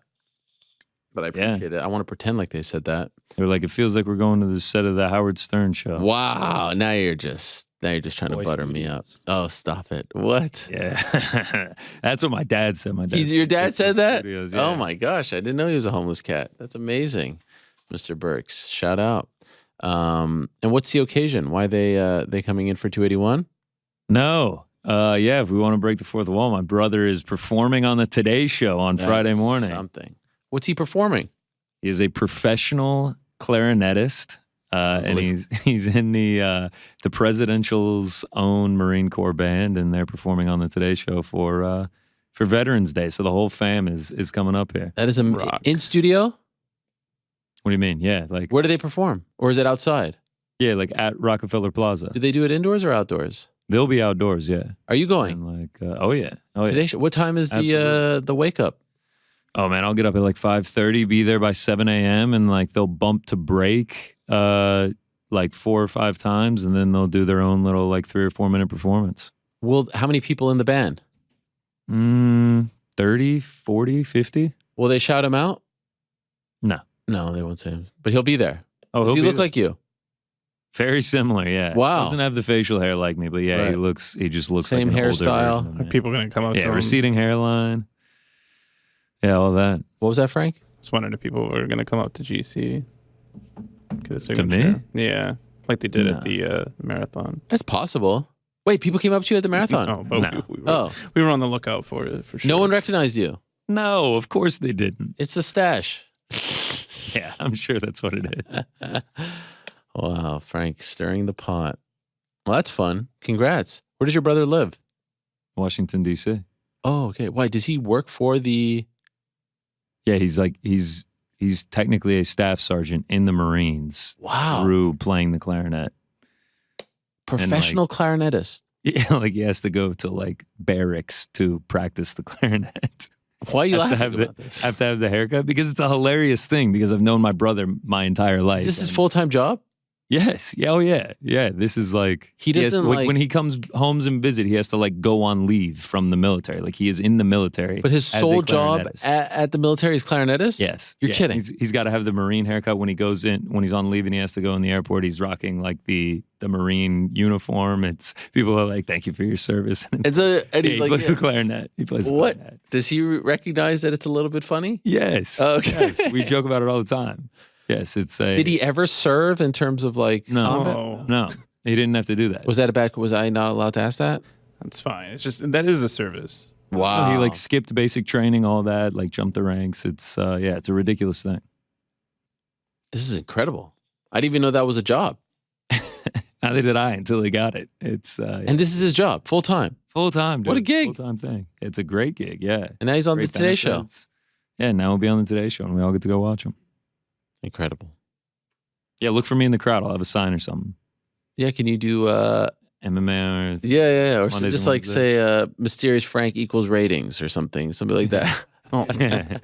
Very pro wrestling like.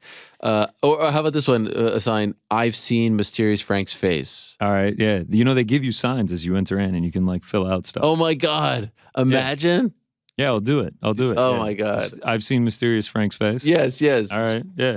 Is your family going to be like, you wasted your sign on this? No, I think absolutely it's a not. great. I mean, That's right. it'd be Yeah. huge. I mean, that would be. I mean, you're a baby face already, big time. You'd be uber baby face. I mean, if we could get on the Today Show in the background, that'd be hilarious. My dad's huge. My dad's 6'6". Maybe I'll get him to hold it. Oh my God. You get think that. he wouldn't, feel a little weird about that or what? Nah. He's in it for the cause. Let's do it.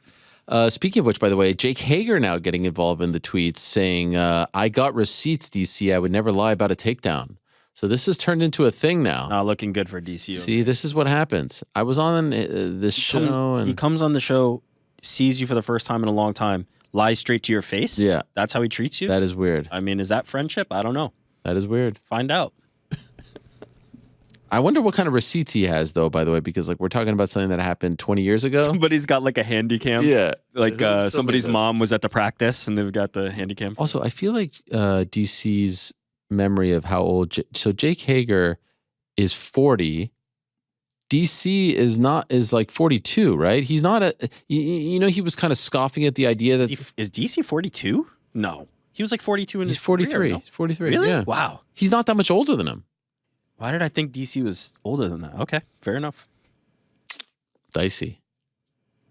Very dicey. All right. Not good. Not a good look. Jake Hager. Yeah. Big Jake. Oklahoma's finest. I was going to say University of Oklahoma, obviously. Yeah, of course. Big fan.